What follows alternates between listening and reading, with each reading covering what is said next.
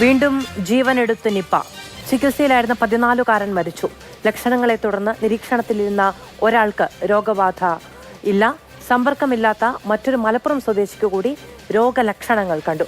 പാണ്ടിക്കാട്, ആനക്കയം പഞ്ചായത്തുകളിൽ കർശന നിയന്ത്രണം ഏർപ്പെടുത്തിയിട്ടുണ്ട്.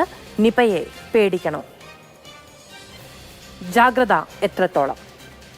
നിപ ആവർത്തിക്കുന്നത് എന്തുകൊണ്ട്? പിടിച്ചുകെട്ടാൻ കഴിയില്ലേ? ഈ ചോദ്യങ്ങളാണ് സൂപ്പർ പ്രൈം ടൈം എന്ന വിശദമായ ചർച്ചയ്ക്ക് വേണ്ടി മുന്നോട്ട് വെക്കുന്നത്. നമ്മളോടൊപ്പം അതിഥികൾ ചേരും. ഡോക്ടർ അൽത്താഫ്, അദ്ദേഹം ഐഎംഎയുടെ സെക്രട്ടറിയാണ്.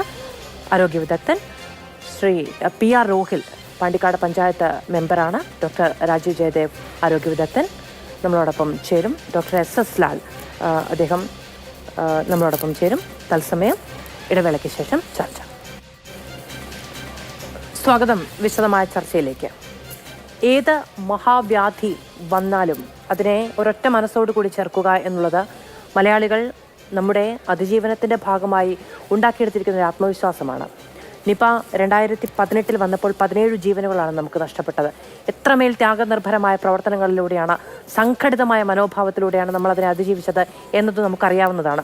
ശേഷം 2021-ലും 2023-ലും നിപയുടെ ആക്രമണമുണ്ടായി. 2024 നമ്മളിപ്പോൾ സംസാരിക്കുന്ന സമയത്ത് പൊന്നുപോലെ ഒരു കുഞ്ഞ് നമ്മുടെ ഒപ്പമില്ല എന്നുള്ളത് വളരെ വേദനിപ്പിക്കുന്ന യാഥാർത്ഥ്യമാണ്.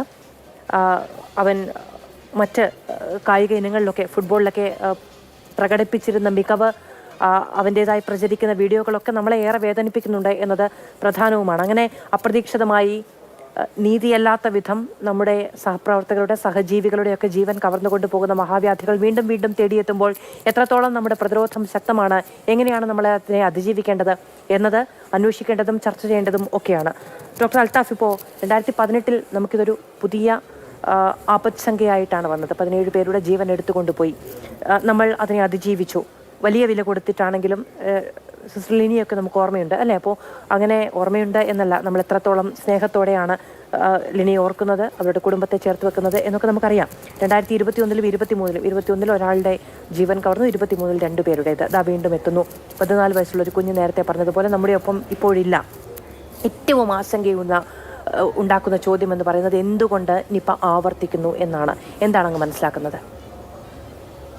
ഇല്ല, ഒരു സൂണോട്ടിക് ഇൻഫെക്ഷൻ, പുതുതായിട്ടൊരു പകർച്ചവ്യാധി, പ്രത്യേകിച്ച് മൃഗങ്ങളിൽ നിന്ന് മനുഷ്യരിലേക്ക് പകരുന്ന രീതിയിൽ ഒരു രോഗം ആവിർഭവിച്ചു കഴിഞ്ഞാൽ സാധാരണഗതിയിൽ അത് അങ്ങനെ പെട്ടെന്ന് കെട്ടടങ്ങാനുള്ള സാധ്യത വളരെ കുറവാണ്.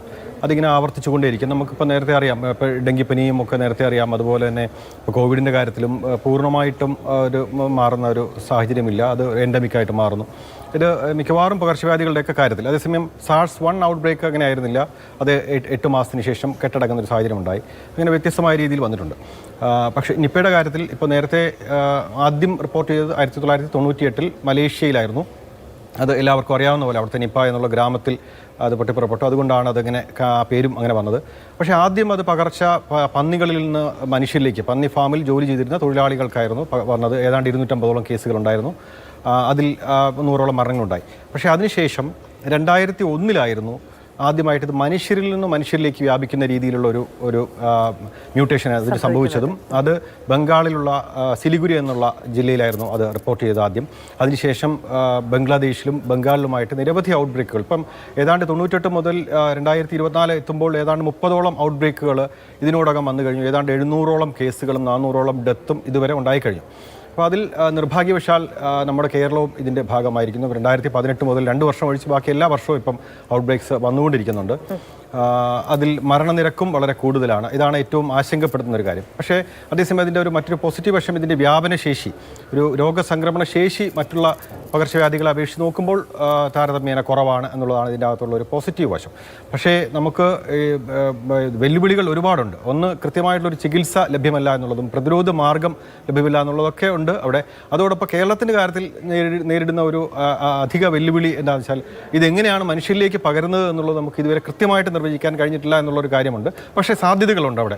കാരണം ഇപ്പോൾ പഴവർഗ്ഗങ്ങൾ കഴിച്ചതോ അങ്ങനെയൊക്കെയുള്ള ആവാനുള്ള സാധ്യതകൾ തീർച്ചയായിട്ടും ഉണ്ട്. പ്രത്യേകിച്ച് ഇപ്പോൾ ഈ 5 ഔട്ട് ബ്രേക്കിലും ആദ്യം രോഗം ബാധിച്ചിരിക്കുന്നതെല്ലാം ചെറുപ്പക്കാരാണ്. 12 വയസ്സിനും 25 വയസ്സിനും ഇടയ്ക്ക് പ്രായമുള്ള ചെറുപ്പക്കാരാണ് തീർച്ചയായിട്ടും. അപ്പം അവരുടെ യാത്രകളോ അവരുടെ ജീവിതശൈലിയുമായിട്ടൊക്കെ ബന്ധപ്പെട്ട് ഉള്ള ഏതെങ്കിലും ഒരു ഇവൻ്റ് ആയിരിക്കാൻ സാധ്യതയുണ്ട് എന്നുള്ള ഒരു അനുമാനമാണ് നമുക്കിപ്പോൾ ചെയ്യാൻ കഴിയുന്നത്. അതേസമയം കൃത്യമായിട്ടുള്ള ഒരു കാരണത്തിലേക്ക് നമുക്കിനിയും എത്തിച്ചേരേണ്ടതായിട്ടുണ്ട്. Okay, doctor Rajeev Jayadev, doctor ഇപ്പോൾ 330 പേരുടെ ഒരു സമ്പർക്ക പട്ടിക, അതിൽ 100 പേർ ഹൈ റിസ്കിലാണ്. നമുക്ക് ഏറ്റവും ആശ്വാസം നൽകുന്ന ഒരു കാര്യം എന്ന് പറയുന്നത് ഇന്ന് പരിശോധനയ്ക്ക് അയച്ചിരിക്കുന്ന സാമ്പിളുകളൊക്കെ നെഗറ്റീവാണ് എന്നുള്ളതാണ്. ഇതിൻ്റെ ഈ പകർച്ച അല്ലെങ്കിൽ വ്യാപനം എന്ന് പറയുന്നത് വളരെ ചെറിയ തോതിലാണ് എന്നുള്ളതാണ് കഴിഞ്ഞ വർഷങ്ങളിലെല്ലാം ആദ്യത്തെ തവണ ഒഴിച്ചു നിർത്തിയാൽ നമുക്ക് ഏറ്റവും പോസിറ്റീവായി വായിച്ചെടുക്കാൻ കഴിയുന്ന ഒരു കാര്യം. നമുക്ക് ഇത് ഹാൻഡിൽ ചെയ്യാൻ കഴിയും അല്ലേ? തീർച്ചയായും ഇത് ഔട്ട്ബ്രേക്ക് ഏറ്റവും എഫിഷ്യന്റ് ആയിട്ട് ഹാൻഡിൽ ചെയ്യേണ്ടത് അതിന്റെ തുടക്കത്തിലാണ്. അനേകം പേരിലേക്ക് വ്യാപിച്ചതിന് ശേഷം കൺട്രോൾ ചെയ്യുന്നതിനേക്കാളും നല്ലത് അത് തുടക്കത്തിൽ കണ്ടുപിടിക്കുകയും ആ വ്യക്തിയുടെ ആദ്യത്തെ രോഗിയുടെ സമ്പർക്കത്തിൽ ആരൊക്കെ വന്നോ അവരെ നിരീക്ഷിക്കുകയും അവരുടെ റിസ്ക് ലെവൽ തിട്ടപ്പെടുത്തി അതനുസരിച്ച് നടപടികൾ കൈക്കൊള്ളുകയുമാണ് വേണ്ടത്. അതോടൊപ്പം തന്നെ എഫക്റ്റീവായിട്ട് ഈ വാർത്തകൾ നമ്മളിപ്പോൾ ചെയ്യുന്നത് പോലെ ജനങ്ങളിലേക്ക് കമ്മ്യൂണിക്കേറ്റ് ചെയ്യുകയും എത്തിക്കുകയുമാണ് വേണ്ടത്. നമ്മൾ 2018 കണ്ടു വല്ലാത്ത ഒരു പരിഭ്രാന്തി, കേരളത്തിൽ നിന്നല്ല കേരളത്തിന് പുറത്തും തന്നെ വളരെയധികം പരിഭ്രാന്തിയും അനാവശ്യമായിട്ടുള്ള പല നടപടികളും, ഉദാഹരണത്തിന് സംസ്ഥാനങ്ങൾ തമ്മിലുള്ള യാത്ര പോലും നിലച്ചു പോകുന്ന അവസ്ഥയിലേക്ക് എത്തിയിരുന്നു. ഇതൊന്നും ആവശ്യമായിരുന്ന നടപടികളായിരുന്നില്ല. അപ്പോൾ അങ്ങനെയുള്ള പ്രശ്നങ്ങൾ ഒഴിവാക്കണം. കമ്മ്യൂണിക്കേഷൻ വളരെ എഫക്റ്റീവ് ആയിരിക്കണം.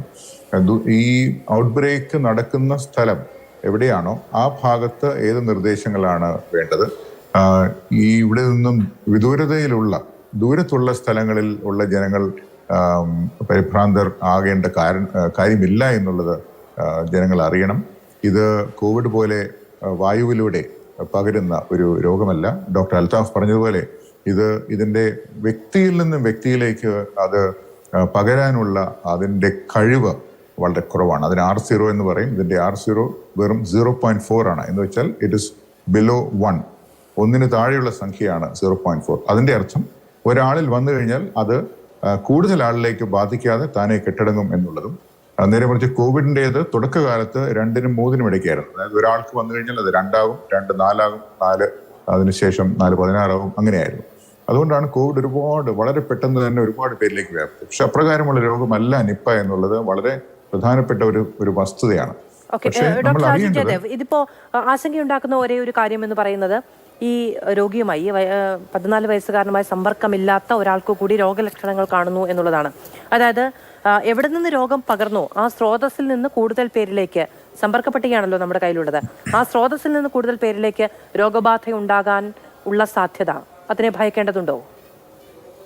ശാസ്ത്രലോകം ഏറ്റവും അധികം ഉറ്റുനോക്കുന്ന ഒരു വസ്തുതയുണ്ടെങ്കിൽ ഇതാണ്.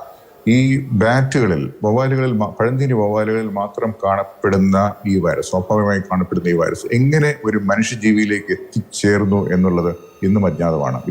നമ്മളിപ്പോൾ അനവധി ഔട്ട്ബ്രേക്കുകൾ നമ്മൾ നേരിട്ടെങ്കിലും കൃത്യമായിട്ടുള്ള ഒരു ഡയഗ്നോസിസ് നമുക്ക് ചെയ്യാൻ സാധിച്ചിട്ടില്ല എന്നുള്ളത് നമ്മുടെ കുറവ് തന്നെയാണ്. അതിൽ സംശയമൊന്നുമില്ല. കാരണം അങ്ങനെ നമുക്ക് കണ്ടെത്താൻ സാധിച്ചിരുന്നെങ്കിൽ നമുക്ക് ജനങ്ങളിലേക്ക് കൃത്യമായിട്ടുള്ള നിർദ്ദേശങ്ങൾ കൊടുക്കാൻ സാധിക്കുമായിരുന്നു. ഇപ്പോൾ നമ്മൾ കൊടുക്കുന്നത് ഊഹം വെച്ചുള്ള നിർദ്ദേശങ്ങളാണ്.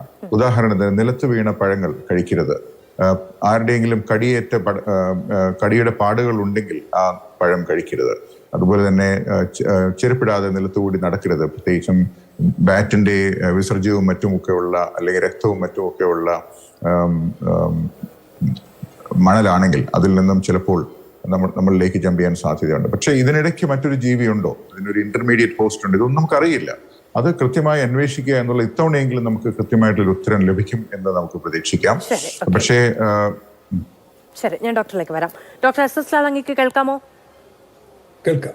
ഡോക്ടർ SS ലാൽ, ഇതിപ്പോ രണ്ടുപേരും നമ്മളോട് സംസാരിക്കുമ്പോൾ ഡോക്ടർ അൽത്താഫും ഡോക്ടർ രാജീവ് ജയദേവും പറഞ്ഞൊരു കാര്യമെന്ന് പറയുന്നത് എങ്ങനെ മനുഷ്യരിലേക്ക് പകരുന്നു എന്നത് സംബന്ധിച്ച് നമുക്ക് കൃത്യമായ ഒരു ധാരണയിലേക്ക് എത്താൻ കഴിയുന്നില്ല എന്നുള്ളതാണ്. ഓരോ തവണയും നമ്മൾ ഈ മഹാമാരിയെ അതിജീവിക്കുന്ന സമയത്ത് പറയുന്നത് നമ്മളതിനെ അതിജീവിച്ചു, നമ്മളതിനെ പിടിച്ചു കെട്ടി എന്നാണ്. പക്ഷേ അപ്രതീക്ഷിതമായ ഒരു സമയത്ത് ഒരു പൊട്ടിപ്പുറപ്പെടൽ ഉണ്ടാകുന്നു, 1-2 ജീവൻ ഏറ്റവും വിലപ്പെട്ടത് നഷ്ടപ്പെടുന്നു. അതപ്പോൾ ഒരു കണ്ടിന്യൂസ് ആയിട്ടുള്ള അറ്റാക്കാണ്. അതിനെ എങ്ങനെ നേരിടണം? ഇപ്പോൾ ഡോക്ടർ അൽത്താഫും രാജീവൊക്കെ പറഞ്ഞോട് എല്ലാത്തിനോടും പൊതുവായി യോജിക്കുക തന്നെയാണ്. അപ്പോൾ അവർ പറഞ്ഞാൽ ഒരു പ്രധാന കാര്യം എന്ന് പറഞ്ഞാൽ ഇതെങ്ങനെ പകരുന്നുവെന്ന് കണ്ടുപിടിക്കാൻ കഴിയുന്നില്ല എന്നുള്ളതാണ്. ഇപ്പോൾ ലോകത്ത് തന്നെ അപൂർവമായ രോഗമായതുകൊണ്ടും ഇന്ത്യയോ മലേഷ്യയോ ബംഗ്ലാദേശൊക്കെ പോലുള്ള രാജ്യങ്ങളിൽ മാത്രം കൂടുതലായിട്ട് കാണുന്നത് കൊണ്ടും ആണ് ഒരുപക്ഷെ ഇപ്പോൾ ധനിക രാജ്യങ്ങളോ അല്ലെങ്കിൽ അത്തരം ഡോണർ പ്രസ്ഥാനങ്ങളോ ഒക്കെ ചിലപ്പോൾ ഈ രോഗത്തിന് വേണ്ടിയിട്ടൊരു ശ്രദ്ധ കൊടുത്തെന്ന് വരില്ല. പക്ഷെ നമുക്കിതൊരു പ്രശ്നമാണ്. അപ്പോൾ നമുക്കിതിപ്പോൾ 6 വർഷത്തിന് ശേഷം വീണ്ടും വരുന്നു എന്ന് പറയുന്നത് നമ്മളെ സംബന്ധിച്ചിടത്തോളം പ്രശ്നമാണ്. പ്രശ്നമെന്ന് പറയുന്നത് ഇപ്പോൾ ഇവിടെയാണ് ചില ധാരണകൾ തിരുത്തിക്കൊണ്ടുതന്നെ തുടങ്ങണം. ഈ പിടിച്ചുകെട്ടലൊന്നും നടക്കില്ല ഈ നിപ്പയുടെ കാര്യത്തിൽ. ആരും പിടിച്ചു കെട്ടിയിട്ടുമില്ല. ലോകത്ത് നേരത്തെ ഉണ്ടായ അനുഭവങ്ങളെല്ലാം 70%ഒക്കെയാണ് മരണം. നമുക്കിവിടെ ആദ്യം ഉണ്ടായപ്പോൾ 90% മരണം ഉണ്ടായി. അപ്പോൾ ഈ പിടിച്ചു കെട്ടിയെന്നൊക്കെ ഉള്ള പ്രയോഗം തന്നെ അനാവശ്യമായിട്ടുള്ള തെറ്റിദ്ധാരണകളും അശാസ്ത്രീയവുമാണ്. ഈ രോഗം അങ്ങ് തനിയെ കെട്ടടങ്ങുന്നതാണ്. രോഗത്തിൻ്റെ അവസാന ഘട്ടങ്ങളിലാണ് ഇത് മറ്റുള്ളവരിലേക്ക് പകരുന്നത്. അതുകൊണ്ടാണ് കൂട്ടിരിപ്പുകാർക്കും ആശുപത്രി ജീവനക്കാർക്കും ഒക്കെ പകരാനുള്ള സാധ്യത. അപ്പോൾ അങ്ങനെ വരുന്ന രോഗമാണ്. അതുകൊണ്ടാണ് ഡോക്ടർ നേരത്തെ രാജീവ് പറഞ്ഞ പോലെ കോവിഡ് പോലെ പെട്ടെന്ന് ഇങ്ങനെ നോക്കി നിൽക്കുമ്പോൾ ഒരുപാട് പേരിലേക്ക് പടരുന്ന രോഗമല്ല. പക്ഷേ ഈ രോഗത്തിൻ്റെ പ്രത്യേകത ഇത് തന്നെയാണ്. നമുക്ക് 90% വരെ മരണം ആദ്യത്തെ പ്രാവശ്യം ഉണ്ടായി. അതിപ്പോൾ വരുന്ന ഒരാളെ സംബന്ധിച്ചിടത്തോളം മരണം 100%വുമാണ്. 90% പേര് മരിക്കുകയാണ്. അത് തീർച്ചയായിട്ടും നമുക്ക് വ്യാകുലത ഉണ്ടാക്കുന്നതാണ്.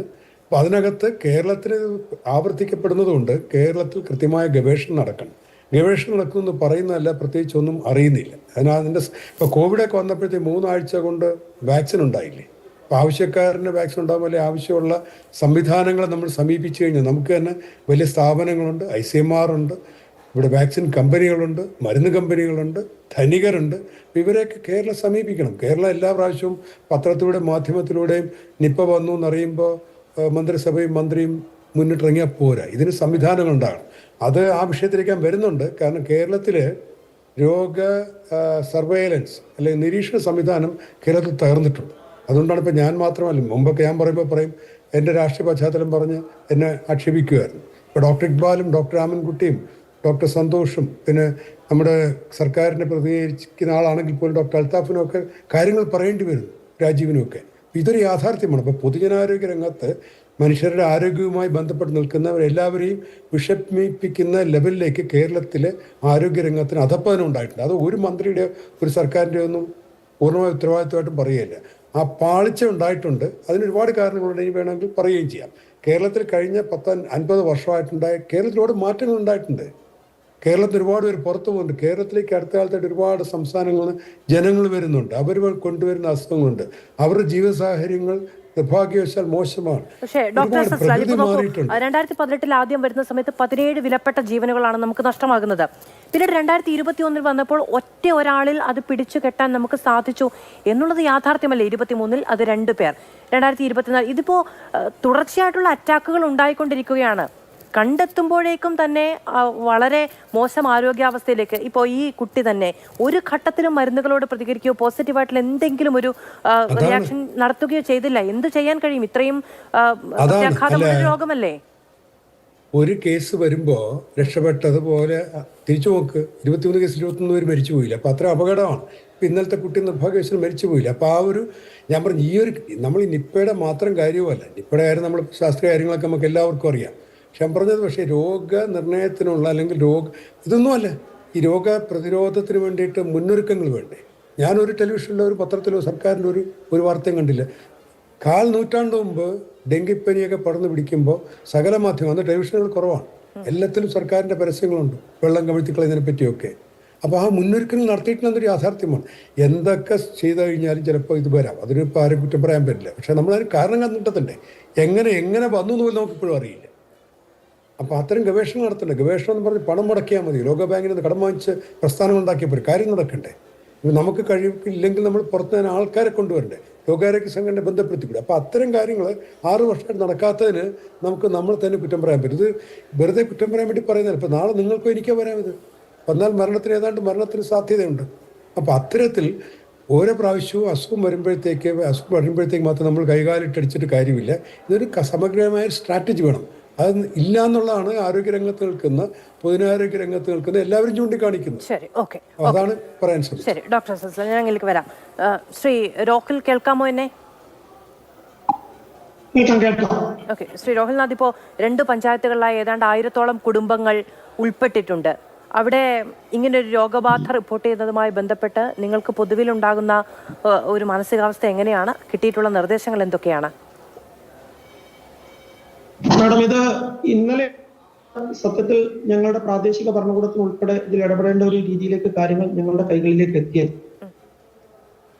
സ്വാഭാവികമായി ഇത് 10-ാം തീയതി മുതൽ ഈ കുട്ടിയുടെ അസുഖവുമായി ബന്ധപ്പെട്ടുകൊണ്ടുള്ള കാര്യങ്ങൾ നടക്കുന്നുണ്ട്. ഈ കുട്ടി ആശുപത്രി, അതിനുശേഷം വീണ്ടും ഇവിടെ തന്നെ മറ്റൊരു ആശുപത്രിയിലേക്ക് ആ കുട്ടി വീണ്ടും പോവുകയാണ്. അതിനുശേഷം ആ കുട്ടിയുടെ രോഗലക്ഷണം കൃത്യമായി മനസ്സിലാക്കാൻ സാധിക്കാത്തൊരു അവസ്ഥ വരികയും കുട്ടിക്ക് ഫിക്സ് വരുന്നതായപ്പോ മറ്റൊരു ആശുപത്രിയിലേക്ക്, പെരിന്തൽമണ്ണയിലെ മൗലാന ഹോസ്പിറ്റലിലേക്ക് സാഹചര്യം ഉണ്ടാവുകയും അതിനുശേഷം പിറ്റേ ദിവസത്തോടു കൂടി ഈ കുട്ടിയുടെ അസുഖം മൂർച്ഛിക്കുന്ന സാഹചര്യമുണ്ട് എന്ന് പറയുന്ന രീതിയിലേക്ക് നമുക്ക് വാർത്തകൾ പുറം ലോകത്തേക്ക് എത്തുന്നുണ്ടാകും. അത് മുമ്പെല്ലാം അത് പ്രാദേശികമായിട്ട് ഞങ്ങൾ അറിയുന്നതിന് മുമ്പ് തന്നെ കൃത്യമായി ആരോഗ്യ വകുപ്പിന്റെ കാര്യത്തിൽ അവരതിന് വേണ്ട രീതിയിലുള്ള ജാഗ്രതകൾ നടത്തിയിരിക്കുമെന്നാണ് നമുക്ക് മനസ്സിലാക്കാൻ സാധിച്ചത്. ഏതായാലും ഈ കുട്ടിയെ കോഴിക്കോട് മിംസ് ആശുപത്രിയിലേക്ക് കൊണ്ടുപോകുന്ന സാഹചര്യം മുതൽ പിന്നീടുള്ള എല്ലാ ഘട്ടങ്ങളിലും രോഗവുമായി ബന്ധപ്പെട്ട പ്രാദേശിക ഭരണകൂടം എന്ന രീതിയിൽ ഞങ്ങൾ ഇടപെടുന്ന സാഹചര്യം ഉണ്ടായിട്ടുണ്ട്. എന്ന് മാത്രമല്ല, അതോടൊപ്പം തന്നെ ഈ കുടുംബത്തെ സഹായിക്കുന്നതിനും ഈ രോഗത്തിന്റെ ഓരോ ഘട്ടങ്ങളിലും ഇത് ഏത് രീതിയിലുള്ള രോഗത്തിലേക്ക് പോകുന്നു എന്നത് ഞങ്ങൾ ബോധ്യപ്പെടുന്നതിന് മുമ്പ് തന്നെ അതിനുവേണ്ട എല്ലാ സഹായങ്ങളും പ്രാഥമികപരമായി അതിനു വേണ്ടിയിട്ടുള്ള ഗ്രൂപ്പ് രൂപീകരിച്ച് അതിനുവേണ്ട എല്ലാ സഹായങ്ങളും ചെയ്തുകൊണ്ടാണ് ഞങ്ങൾ അവിടുത്തെ പ്രവർത്തനങ്ങൾ മുന്നോട്ട് പോയിട്ടുള്ളത്. അതോടൊപ്പം തന്നെ ഞങ്ങളുടെ ഗ്രാമപഞ്ചായത്ത്, പാണ പഞ്ചായത്ത് ഈ വിഷയം അതിഗുരുതരമായ അവസ്ഥയിലേക്ക്, ഈ അസുഖം ഒരുപക്ഷെ ചെള്ളുപനിയാണ് എന്ന് ആദ്യ ദിവസങ്ങളിൽ റിപ്പോർട്ട് ചെയ്യുന്നതിന് ശേഷം നിപ്പയിലേക്ക് ഒരുപക്ഷെ പോകാൻ സാധ്യതയുണ്ട് എന്നുള്ള സാഹചര്യം കേട്ടപ്പോൾ മുതൽ തന്നെ അതിന് അടിസ്ഥാനപരമായ എല്ലാവിധ ഒരുക്കങ്ങളും ഗ്രാമപഞ്ചായത്ത് ഉടനടി എടുക്കുന്ന ഒരു ഈ സമ്പർക്ക പട്ടിക തയ്യാറാക്കുന്നതുമൊക്കെയായി ബന്ധപ്പെട്ട് നടത്തിയ ക്രമീകരണങ്ങൾ എങ്ങനെയാണ് രോഹിൽ? തീർച്ചയായിട്ടും നമ്മൾ ഈ വിഷയം അറിഞ്ഞ അപ്പോൾ ഞങ്ങളുടെ ഭരണസമിതിയുടെ സ്റ്റിയറിംഗ് കമ്മിറ്റി കൂടി, അതിനുശേഷം സ്റ്റാൻഡിംഗ് കമ്മിറ്റി യോഗം ചേർന്നു, ഗ്രാമപഞ്ചായത്തിലെ ഭരണസമിതി യോഗം ചേർന്നു. ശേഷം DMOയും ഉൾപ്പെടെയുള്ള മാതൃകയുള്ളവർ മലപ്പുറത്ത് വന്ന് നടക്കുന്ന ആ യോഗത്തിന്റെ നിർദ്ദേശങ്ങൾക്ക് വേണ്ടി ഞങ്ങൾ കാത്തു നിൽക്കുകയും ആ യോഗ നിർദ്ദേശം രാത്രി 8 മണിയോടുകൂടി ഞങ്ങൾക്ക് ഇന്നലെ ലഭിച്ച കേന്ദ്രമായി യോഗം വിളിച്ചു ചേർത്ത് എല്ലാ സംവിധാനങ്ങളും ഞങ്ങൾ ഒരുക്കി ജാഗ്രതയോടുകൂടി, ജനങ്ങളുടെ ഭീതി ഒഴിവാക്കി ജാഗ്രതയോടുകൂടി തന്നെ നിയന്ത്രിക്കാൻ വേണ്ട ക്രമങ്ങൾ ഞങ്ങൾ പ്രാദേശിക ഭരണകൂടം ചെയ്തിട്ടുണ്ട്. ഒപ്പം തന്നെ ഞങ്ങൾ ഇന്നലെ രാത്രി തന്നെ അനൗൺസ്മെന്റ് ഏർപ്പെടുത്തി മുഴുവൻ ആളുകളിലേക്കും ഇതിന് ഗൗരവം എത്തിക്കുന്ന രീതിയിൽ തന്നെ കട്ടമ്പോളങ്ങൾ അടക്കം എല്ലാം പാലിക്കേണ്ടതായ രീതികൾ, പ്രത്യേകിച്ച് ഇന്ന് ഞങ്ങളുടെ പഞ്ചായത്തിലെ ഏറ്റവും പ്രധാനപ്പെട്ട 2-3 കല്യാണങ്ങൾ, 4-5 കല്യാണങ്ങൾ നടക്കുന്ന സാഹചര്യം. ആ കല്യാണങ്ങളിൽ പോലും എല്ലാ ഒരുക്കങ്ങളും പൂർത്തീകരിക്കപ്പെട്ട കല്യാണങ്ങളിൽ പോലും സർക്കാർ നിഷ്കർഷിച്ചിട്ടുള്ള രീതിയിലേക്ക് അത് പാലിക്കേണ്ടതായിട്ടുള്ള മാനദണ്ഡങ്ങൾ പ്രകാരം അത് പാലിക്കുവാനുള്ള നിർദ്ദേശങ്ങൾ അവിടെ കൊടുക്കുകയും അവിടെ ഒക്കെ അത് പാലിക്കുന്ന നടപടികളൊക്കെ ഉണ്ടായി. അതോടൊപ്പം തന്നെ സമ്പർക്ക പട്ടിക തയ്യാറാക്കുന്നതുമായി ബന്ധപ്പെട്ട എല്ലാ കാര്യങ്ങളിലും ഞങ്ങൾ റൂട്ട് മാപ്പുകൾ അതിന് വേണ്ട സൗകര്യങ്ങളൊക്കെ ഏർപ്പെടുത്തിക്കൊണ്ട് തന്നെ ഇന്നലെ തന്നെ ഗ്രാമപഞ്ചായത്ത് PHCയിൽ കൺട്രോൾ റൂമുകയും 24 മണിക്കൂറും കൺട്രോൾ റൂമുകളിലൂടെ തന്നെ ആംബുലൻസ് സൗകര്യങ്ങൾ ഉൾപ്പെടെ ഉള്ള എല്ലാ സൗകര്യങ്ങളും ഏർപ്പെടുത്തിക്കൊണ്ട് തന്നെ അതിന് വേണ്ട എല്ലാ രോഗലക്ഷണങ്ങൾ ആർക്കെങ്കിലും കണ്ടാൽ തന്നെ അവർ എങ്ങനെയാണ് ആശുപത്രികളിലേക്ക് എത്തേണ്ടത് എന്നടക്കമുള്ള നിർദ്ദേശങ്ങൾ സ്വകാര്യ വാഹനങ്ങളിലായിരിക്കണം. ആരോഗ്യ പ്രവർത്തകരെ നേരത്തെ അറിയിക്കേണ്ടതുണ്ട്, അതിനുള്ള സജ്ജീകരണങ്ങൾ ഉണ്ടാക്കേണ്ടതുണ്ട്, ഏത് ആരോഗ്യ കേന്ദ്രങ്ങളിലേക്ക് എത്തണമെന്ന് അടക്കമുള്ള നിർദ്ദേശങ്ങളൊക്കെ വ്യാപകമായി നൽകിയിട്ടുണ്ട്. കുറച്ചു മുൻപാണ് ആരോഗ്യമന്ത്രി മാധ്യമങ്ങളെ കാണുകയും ഒക്കെ ചെയ്തത്. ഡോക്ടർ അൽത്താഫ്, നമുക്ക് ഇപ്പോൾ 2018 ഈ രോഗം വരുന്ന സമയത്ത് എന്താണ് ഈ രോഗമെന്ന്, എങ്ങനെയാണ് ഇതിനെ ചെറുക്കേണ്ടത് എന്ന്, ഏത് തരത്തിലാണ് ഈ സമ്പർക്ക പട്ടിക എന്നൊക്കെ നമ്മൾ പേര് കേട്ട് തുടങ്ങുന്നതെന്ന് ആദ്യമാണ് അല്ലേ. അപ്പോൾ ഒരു ഒന്നുമില്ലായ്മയിൽ നിന്നുള്ള തയ്യാറെടുപ്പായിരുന്നു ഈ സംവിധാനത്തെ, ഈ ഒരു ചെയിനിനെ കൃത്യമായി എങ്ങനെയാണ് ചലിപ്പിക്കേണ്ടത് എന്നൊക്കെയുള്ളത്. പക്ഷെ ഇപ്പോൾ നമുക്ക് അറിയാം ഏറെക്കുറെ. അതിനുശേഷം കോവിഡ് വന്നു, ലോകവ്യാപകമായത് മാനദണ്ഡങ്ങളുണ്ടായി, അങ്ങനെ പലതുമുണ്ട്. ഇതിൽ ഏറ്റവും വേദനിപ്പിക്കുന്ന ഒരു കാര്യം എന്ന് പറയുന്നത് ആരിലാണോ ആദ്യം ഉണ്ടാകുന്നത് എന്ന് നമ്മൾ അറിയുന്നത് അവരെ നഷ്ടപ്പെട്ടു പോകുന്നു എന്നുള്ളതാണ്. അത് തുടർച്ചയായി സംഭവിക്കുന്നുണ്ട്. അവിടെയാണ് നമുക്ക് ഒന്നും ചെയ്യാൻ കഴിയാതെ പോകുന്നത്. അതെ, ഇതിൽ ഇപ്പോൾ കേരളത്തിലെ ഔട്ട് ബ്രേക്കിൽ നേരത്തെയും അത് പറഞ്ഞ ഒരു പോയിന്റും കൂടെ അതിൽ ഒന്ന് എക്സ്പ്ലെയിൻ ചെയ്യേണ്ടതുണ്ടെന്ന് തോന്നുന്നു. കാരണം നമുക്കിപ്പം ഇതുവരെ 5 ഔട്ട് ബ്രേക്കുകളുണ്ടായി. ഇതിൽ ആദ്യത്തെ ഔട്ട് ബ്രേക്കിൽ പ്രോബബിൾ കേസ് ഉൾപ്പെടെ 23 കേസും 21 ഡെത്തും ഉണ്ടായിരുന്നു. അതിനുശേഷം 2019 ഒരു കേസ് ഉണ്ടായിരുന്നു, അത് സർവൈവ് ചെയ്തു. ഇപ്പോൾ ഈ പറഞ്ഞ പോലെ മരണപ്പെടുകയല്ല ഉണ്ടായത്, സർവൈവ് ചെയ്തു. പിന്നീട് 2021 ഉണ്ടായത്, അതും ഒരു കേസ് ഉണ്ടായിരുന്നു, അത് പക്ഷേ നിർഭാഗ്യവശാൽ മരണപ്പെട്ടു. പിന്നെ 2023 6 കേസുകൾ ഉണ്ടായിരുന്നു, അതിൽ 2 പേരും. അതായത് 17 മരണം, 2018 21 ഒരു മരണം, അതിനിടയ്ക്ക് ഒരാൾ സർവൈവ് ചെയ്തു. 2018 നമുക്ക് ആകെ 23 കേസ് ഉണ്ടായിരുന്നു. അതിൽ ഈ ലാബ് കൺഫർമേഷൻ PCR ചെയ്തതിൻ്റെയാണ് ഈ 17 18 ഒക്കെ പറയുന്നത്. അതർവൈസ് പ്രോബബിൾ കേസ്, സാധാരണ നമ്മൾ നിപ്പയുടെ കണക്ക് പറയുമ്പം ലോകവ്യാപകമായിട്ട് ഇപ്പോൾ ഈ 700 കേസ് എന്ന് ഞാൻ ആദ്യം പറഞ്ഞത് 26 വർഷം കൊണ്ട് അത് പ്രോബബിൾ കേസും കൂടെ ചേർത്തിട്ടുള്ളതാണ് പറയുന്നത്. സാധാരണ മലേഷ്യയിൽ തന്നെയുള്ള ഇപ്പോൾ 250 കേസിൽ നമ്മൾ മുഴുവൻ ഇത് കേസ് ടെസ്റ്റ് ചെയ്തിട്ടില്ല അത് പറയുന്നത്. അപ്പോൾ അത് പ്രോബബിൾ കേസ് എന്ന് പറഞ്ഞാൽ സാധാരണ നമുക്ക് ടെസ്റ്റ് ചെയ്യുന്നതിന് മുമ്പ് തന്നെ മരണപ്പെട്ടു പോകുന്ന എപ്പിഡമിയോളജിക്കലി ലിങ്ക്ഡ് ആയിട്ടുള്ള കേസുകളെല്ലാം തന്നെ നമുക്ക് പ്രോബബിൾ ആ കേസ് തന്നെയായിട്ട് കൺസിഡർ ചെയ്യേണ്ടി വരും. അതുകൊണ്ടാണ് നിപ്പയെക്കുറിച്ചുള്ള ഔദ്യോഗികമായിട്ടുള്ള എല്ലാ ലോകാരോഗ്യ സംഘടന ഉൾപ്പെടെയുള്ള എല്ലാ റിപ്പോർട്ടിങ്ങിലും നമ്മൾ അങ്ങനെ ആ രീതിയിലുള്ള കണക്ക് പറയുന്നത്. അപ്പം കാരണം ഇപ്പോൾ തന്നെ ആദ്യത്തെ കേസ് ഇൻഡെക്സ് പ്രൈമറി കേസ് നമുക്ക് ടെസ്റ്റ് ചെയ്യാൻ പറ്റിയിട്ടില്ല. പക്ഷേ അത് നിപ്പയായിരുന്നു, അതിൽ നിന്നായിരുന്നു 19 പേർക്ക് ബാധിച്ചതും പിന്നീട് മറ്റു 3 പേർക്ക് അതിൽ നിന്ന് ബാധിച്ചു. അങ്ങനെ എനിവേ നമുക്ക് 2019 ഒരു കേസ് ഉണ്ടായിരുന്നുള്ളൂ, അത് സർവൈവ് ചെയ്തു. 2021 ഒരു കേസ് ഉണ്ടായിരുന്നുള്ളൂ, അത് മരണപ്പെടുകയുണ്ടായി. പക്ഷേ അതിലൊരു വ്യത്യാസമുള്ളത് 20 മുതൽ നമുക്ക് കോവിഡ് പ്രോട്ടോക്കോൾ ഉണ്ട്. എല്ലാ ആശുപത്രികളിലും ആ രീതിയിലുള്ള കർശനമായിട്ടുള്ള അണുബാധ നിയന്ത്രണ സംവിധാനങ്ങളുണ്ട്. പക്ഷേ അതിനു മുമ്പ് ഇപ്പോൾ ഈ 2018 കേസ് നോക്കിക്കഴിഞ്ഞാൽ 23 കേസിൽ ഒരാൾക്ക് മാത്രമേ പ്രകൃതിയിൽ നിന്ന് ബാധിച്ചിട്ടുള്ളൂ, അത് വവ്വാലിൽ നിന്നോ എങ്ങനെയാണെങ്കിലും. ബാക്കിയുള്ള 22 പേർക്കും വന്നിരിക്കുന്നത് ഈ ആദ്യ കേസിൽ നിന്ന് പകർന്ന രീതിയിൽ, അതും ആശുപത്രിക്കുള്ളിൽ വെച്ച് ഉള്ള ട്രാൻസ്മിഷനാണ് നടന്നത്, ഇൻ ഹോസ്പിറ്റൽ ട്രാൻസ്മിഷൻ. അപ്പോൾ നമ്മുടെ ആശുപത്രികളിലെ അണുബാധ സംവിധാനം, നിയന്ത്രണ സംവിധാനം കാര്യക്ഷമമാക്കുക എന്നുള്ളതാണ് അത് നൽകിയ പാഠം. പിന്നെ അതുപോലെ തന്നെ ഇപ്പം മറ്റു കേസ് കഴിഞ്ഞ വർഷവും തന്നെ നമുക്ക് അത് 6 കേസുകൾ ചുരുക്കാൻ കഴിഞ്ഞു. ഈ വർഷത്തെ ഇതിപ്പം ഭാഗ്യം നമ്മെ രക്ഷിക്കട്ടെ എന്ന് നമുക്ക് കരുതാം. എന്തായാലും കൂടുതൽ വ്യാപിക്കാത്ത രീതിയിൽ എന്തായാലും ഈ ആശുപത്രി അണുബാധ നിയന്ത്രണ സംവിധാനം ഈ കോവിഡാനന്തര കാലത്ത് എല്ലാ ആശുപത്രികളിലും കാര്യക്ഷമമായിട്ട് അത് പാലിക്കുന്നുണ്ട് എന്നുള്ളത് കൊണ്ട് തന്നെ കൂടുതൽ വ്യാപിക്കാനുള്ള സാധ്യത ഇല്ല എന്നുള്ളതാണ്. ഡോക്ടർ അൽത്താഫ്, ഇപ്പോൾ നമ്മൾ ഈ ആരോഗ്യരംഗത്തൊക്കെ പ്രവർത്തിക്കുമ്പോൾ നമ്മൾ ഈ സിസ്റ്റത്തെ വളരെ പോസിറ്റീവായിട്ട് നോക്കുമ്പോൾ നമുക്ക് നമ്മളുടെ മുൻകരുതലുകൾ കൊണ്ട്, നമ്മുടെ സൗകര്യങ്ങൾ കൊണ്ട്, നമ്മുടെ അങ്ങനെയാണ് നമുക്ക് അതിനെ അതിജീവിക്കേണ്ടത്. നമുക്ക് ഭാഗ്യം കൊണ്ട് അതിജീവിക്കാം എന്ന് പ്രതീക്ഷ. അല്ല, തീർച്ചയായിട്ടും അല്ല, ഞാനത് പറയുന്നത് കാരണം ഇതിൽ ചില കാര്യങ്ങളുണ്ട്. ഇപ്പം ഇതിൽ ഈ രോഗം മറ്റുള്ളവരിലേക്ക് പകരുന്ന ഒരു സാഹചര്യം, ഇതൊരു ടെർമിനലി ഇല്ലാകുന്ന സാഹചര്യത്തിലാണ് കൂടുതൽ ഇത് പകർച്ച കാണുന്നത്. അപ്പോൾ ആ ടെർമിനലി ഇല്ലാകുന്ന സാഹചര്യത്തിൽ സാധാരണഗതിയിൽ അവർ ജനങ്ങളുടെ മധ്യത്തിലോ ഒന്നും ആയിരിക്കില്ല, ഒരു കമ്മ്യൂണിറ്റി ട്രാൻസ്മിഷനുള്ള സാധ്യത ഒരിക്കലുമില്ല. അത് ആശുപത്രിക്കുള്ളിലായിരിക്കും. അപ്പോൾ ആശുപത്രിക്കുള്ളിൽ സാധാരണഗതിയിൽ നമ്മൾ അണുബാധ നിയന്ത്രണ സംവിധാനം എല്ലാം ഉണ്ടാവും. അതുകൊണ്ട് തന്നെ രോഗപകർച്ച ഉണ്ടാവില്ല എന്നുള്ളതാണ്. ഡോക്ടർ അൽത്താഫ്, ഇപ്പോൾ മെയ് മുതൽ ജൂൺ ജൂലൈ മാസങ്ങളൊക്കെയാണ് ഈ പറയുന്ന വവ്വാലുകളുടെ പ്രജനന കേന്ദ്ര കാലവുമൊക്കെയായി ബന്ധപ്പെട്ട്. ആ സമയത്ത് ഇത്തരമുള്ള രോഗലക്ഷണങ്ങളെ നമ്മുടെ സിസ്റ്റം കുറച്ചുകൂടി ഗൗരവത്തോടെ കാണണ്ടേ? ഇപ്പോൾ ഒരു ആശുപത്രിയിലേക്ക് ഒരു കുട്ടി എത്തുന്നു, അല്ലെങ്കിൽ ഒരു രോഗി എത്തുന്നു, ഇന്ന ലക്ഷണങ്ങളാണുള്ളത്. ഇപ്പോൾ ചെള്ളുപനിയുടേതായിട്ടുള്ള ലക്ഷണങ്ങളുണ്ട്, തലകറക്കമുണ്ട്, കടുത്ത പനിയുണ്ട്, ശരീരവേദനയുണ്ട് ഒക്കെ പറയുമ്പോൾ ഈ സമയമാണ്, ആ മേഖലയാണ്, അവിടെ കുറച്ചുകൂടി അലേർട്ടായിരിക്കണ്ടേ? തീർച്ചയായിട്ടും നമ്മുടെ രോഗനിരീക്ഷണ സംവിധാനം നേരത്തെ ചർച്ചയിലൊക്കെ സൂചിപ്പിച്ചതുപോലെ തന്നെ കുറേക്കൂടെ നമ്മൾക്ക് കുറച്ചുകൂടെ ഇനി ശക്തിപ്പെടുത്തേണ്ടതുണ്ടാവും. കാരണം ഇപ്പോൾ തന്നെ പുതിയതായിട്ട് വരുന്ന മിക്കവാറും എല്ലാ പുതിയ എമർജിങ് ഇൻഫെക്ഷൻസ് എല്ലാം തന്നെ നമുക്ക് കേരളത്തിൽ വരുന്നൊരു സാഹചര്യമുണ്ട്. ഇപ്പോൾ സിക്ക ആണെങ്കിലും കുരങ്ങുപനിയും ബാക്കി എല്ലാം ഓൾമോസ്റ്റ് H1N1 എല്ലാവിധ ഈ ലോകത്ത് എവിടെ റിപ്പോർട്ട് ചെയ്യുന്ന മെഴ്സോ അല്ലെങ്കിൽ യെല്ലോ ഫീവർ ഇങ്ങനെയുള്ള അപൂർവം ചില രോഗങ്ങൾ ഒഴിച്ച് ബാക്കിയുള്ള എല്ലാം നമുക്കിവിടെ റിപ്പോർട്ട് ചെയ്യുന്ന സാഹചര്യമുണ്ട്. അതിന് വ്യത്യസ്തമായ കാരണങ്ങളുണ്ട്. നമുക്ക് കാലാവസ്ഥയിൽ വരുന്ന വ്യത്യാസമുണ്ട്. ഈ പോപ്പുലേഷൻ മൈഗ്രേഷൻ, നമ്മുടെ ഒരുപാട് ഇങ്ങനെ പ്രവാസികൾ ഡയസ്പോറ ഇങ്ങനെ പോകുന്നു, അതുപോലെ തിരിച്ച് മറ്റ് സംസ്ഥാനങ്ങളിൽ നിന്ന് ഇവിടെ തൊഴിലാളികൾ എത്തുന്നു. ഇങ്ങനെ ഈ രീതിയിലുള്ള ഒരു പോപ്പുലേഷൻ മൈഗ്രേഷൻ ഒരു പ്രധാന കാരണമാണ്. കാലാവസ്ഥയിൽ വരുന്ന മാറ്റം പ്രശ്നമുണ്ട്. അതുപോലെ വനനശീകരണം ഒരു പ്രധാന പ്രശ്നമുണ്ട്. വന്യജീവികളുമായിട്ടുള്ള മനുഷ്യൻ്റെ ഇൻട്രാക്ഷൻ അതൊരു പ്രശ്നമുണ്ട്. കാരണം സൂണോട്ടിക് ഇൻഫെക്ഷൻസ് ആണ് മോസ്റ്റ്ലി ഇത് വരുന്നത്. പിന്നെ അതുപോലെ തന്നെ അശാസ്ത്രീയമായിട്ടുള്ള ഈ നഗരവൽക്കരണം ലോകത്തെല്ലായിടത്തും തന്നെ ഇത് തന്നെയാണ് പ്രശ്നം ഉണ്ടാക്കുന്നത്. അതിപ്പം ഡെങ്കിയുടെ കാര്യത്തിലാണെങ്കിലും ചിക്കൻ ഗുനിയ ആണെങ്കിലും സിക്ക വൈറസ് ആണെങ്കിലും അതുപോലെ തന്നെ ഈ ഇതുപോലത്തെ രോഗങ്ങളുടെ ഒക്കെ തന്നെ ഒരു പ്രധാന കാരണങ്ങൾ ഞാൻ ഈ പറഞ്ഞ കാരണങ്ങളൊക്കെ തന്നെയാണ്. ഇതിപ്പോൾ ഇന്ന് നമ്മുടെ പ്രതിപക്ഷ നേതാവ് പറഞ്ഞൊരു കാര്യമെന്ന് പറയുന്നത് ലോകത്തെവിടെയും റിപ്പോർട്ട് ചെയ്യപ്പെടുന്ന ഏറ്റവും മാരകമായ ഇത്തരം പകർച്ചവ്യാധികളെല്ലാം കേരളത്തിലുണ്ടാകുന്നു എന്നുള്ളതാണ്. ഇപ്പോൾ രാഷ്ട്രീയം നമ്മൾ ഈ ചർച്ചകളിൽ പരമാവധി ഒഴിവാക്കുകയാണ്. എന്നിരുന്നാലും ഇപ്പോൾ ഡോക്ടർ പറഞ്ഞത് തുടർച്ചയായിട്ട് ഞാൻ പറയുകയാണ്, അതിൻ്റെ കാരണങ്ങൾ പലതാണ് എങ്കിലും അങ്ങനെ പല കാരണങ്ങൾ കൊണ്ട് ഇത് ആവർത്തിക്കുന്നുണ്ടെങ്കിൽ നമ്മുടെ സിസ്റ്റം അതിനെ പ്രതിരോധിക്കാൻ പാകത്തിൽ വളരണം. തീർച്ചയായിട്ടും നാം അതിന് എക്യുപ്ഡ് ആവുക എന്നുള്ളതാണ് ഇതിനുള്ള മറുപടി. നമുക്ക് ഇതിനകത്ത് ഇപ്പം നമ്മളിതെല്ലാം പറയുമ്പോൾ തന്നെ സിംഗപ്പൂർ കഴിഞ്ഞ 6-7 ഡെക്കേഡ്സ് ആയിട്ട് അവർ ഡെങ്കിക്കെതിരെ യുദ്ധം നടത്തിക്കൊണ്ടിരിക്കുകയാണ്. പക്ഷേ എന്നിട്ടും ഇപ്പോഴും അവർക്ക് പൂർണ്ണമായിട്ട് നിർമ്മാർജ്ജനം ചെയ്യാൻ കഴിഞ്ഞിട്ടില്ല. അതുപോലെ ഇപ്പോൾ US കഴിഞ്ഞ 10 വർഷമായിട്ട് ഡെങ്കി വ്യാപകമായിട്ട് റിപ്പോർട്ട് ചെയ്യുന്നുണ്ട്, മരണമുണ്ട് ഡെങ്കി.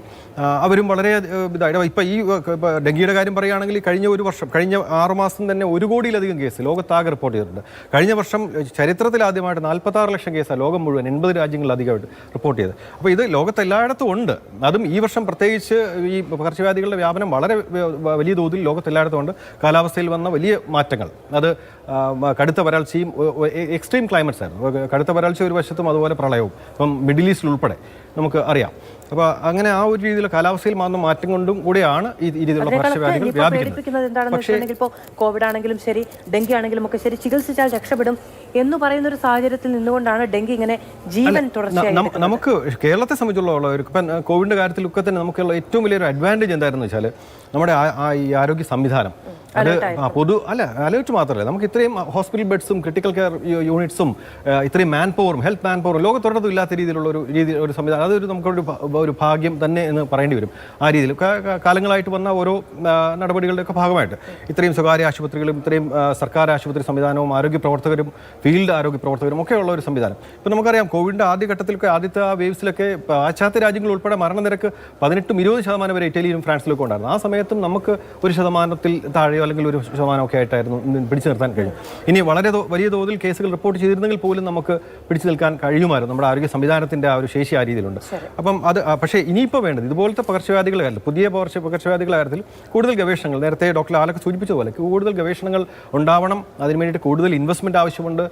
നമുക്ക് ആരോഗ്യ പ്രവർത്തകരുണ്ട്, ഗവേഷകരുണ്ട്, അതിനുള്ള സ്ഥാപനങ്ങളുണ്ട്. അതിനെ കൂടുതൽ ശക്തിപ്പെടുത്തുകയും കൂടുതൽ ഗവേഷണങ്ങൾ ഉണ്ടാവുകയും ഇപ്പം മരുന്നുകൾ വികസിപ്പിക്കാനായിട്ടൊക്കെ തന്നെ പുതിയ ഒരുപാട് ടെക്നോളജികളുണ്ട്.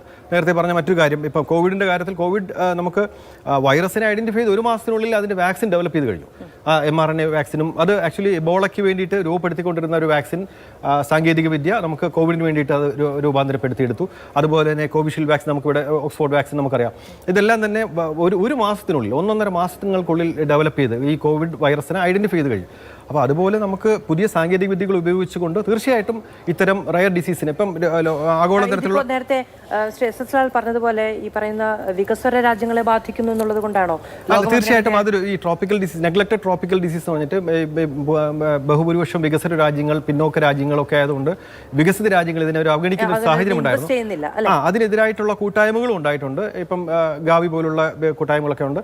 അതുപോലെ ഇപ്പം ഇന്ത്യ ഉൾപ്പെടെയുള്ള പങ്കുചേർന്നിട്ടുള്ള ഇനിഷ്യേറ്റീവ്സ്. നമ്മൾ കോവിഡിന്റെ കാര്യത്തിലൊക്കെ ആണെങ്കിൽ ഇന്ത്യ തന്നെ വലിയ തോതിൽ മുന്നോട്ട് പോയിട്ടുണ്ട്. തീർച്ചയായിട്ടും നമ്മുടെ സാങ്കേതിക പുരോഗതി ഒക്കെ തന്നെ അതിൽ പ്രയോജനപ്പെടുത്തിയിട്ടുണ്ട്. അതുപോലെ ഇക്കാര്യത്തിലും നമുക്ക് കൂടുതൽ ഗവേഷണങ്ങൾ ആവശ്യമുണ്ട്. നമ്മുടെ ശാസ്ത്ര സാങ്കേതിക സ്ഥാപനങ്ങളെയൊക്കെ തന്നെ ആ രീതിയിൽ ഉപയോഗപ്പെടുത്തേണ്ടതുണ്ട്. ICMR-ഉം NIV-യും അതുപോലെ കേരളത്തിലെ വൈറോളജി ഇൻസ്റ്റിറ്റ്യൂട്ടും ഒക്കെ തന്നെ ആ രീതിയിൽ എക്വിപ്പ് ചെയ്യുകയും നമ്മുടെ രോഗനിരീക്ഷണ സംവിധാനവും ആ രീതിയിൽ മെച്ചപ്പെടുത്തേണ്ടതുണ്ട്. ഇപ്പൊ തന്നെ നമുക്ക് ഒരു കാര്യം, ഡോക്ടർ അനീഷ് ചേരുന്നുണ്ട്. അദ്ദേഹം നിപ്പ നോഡൽ ഓഫീസറാണ്. ഡോക്ടർ അനീഷിനെ കേൾക്കാമോ? ഓക്കെ ഡോക്ടർ അനീഷ്, എന്താണ് നമ്മുടെ മുന്നിലുള്ള ഒരു പ്ലാൻ?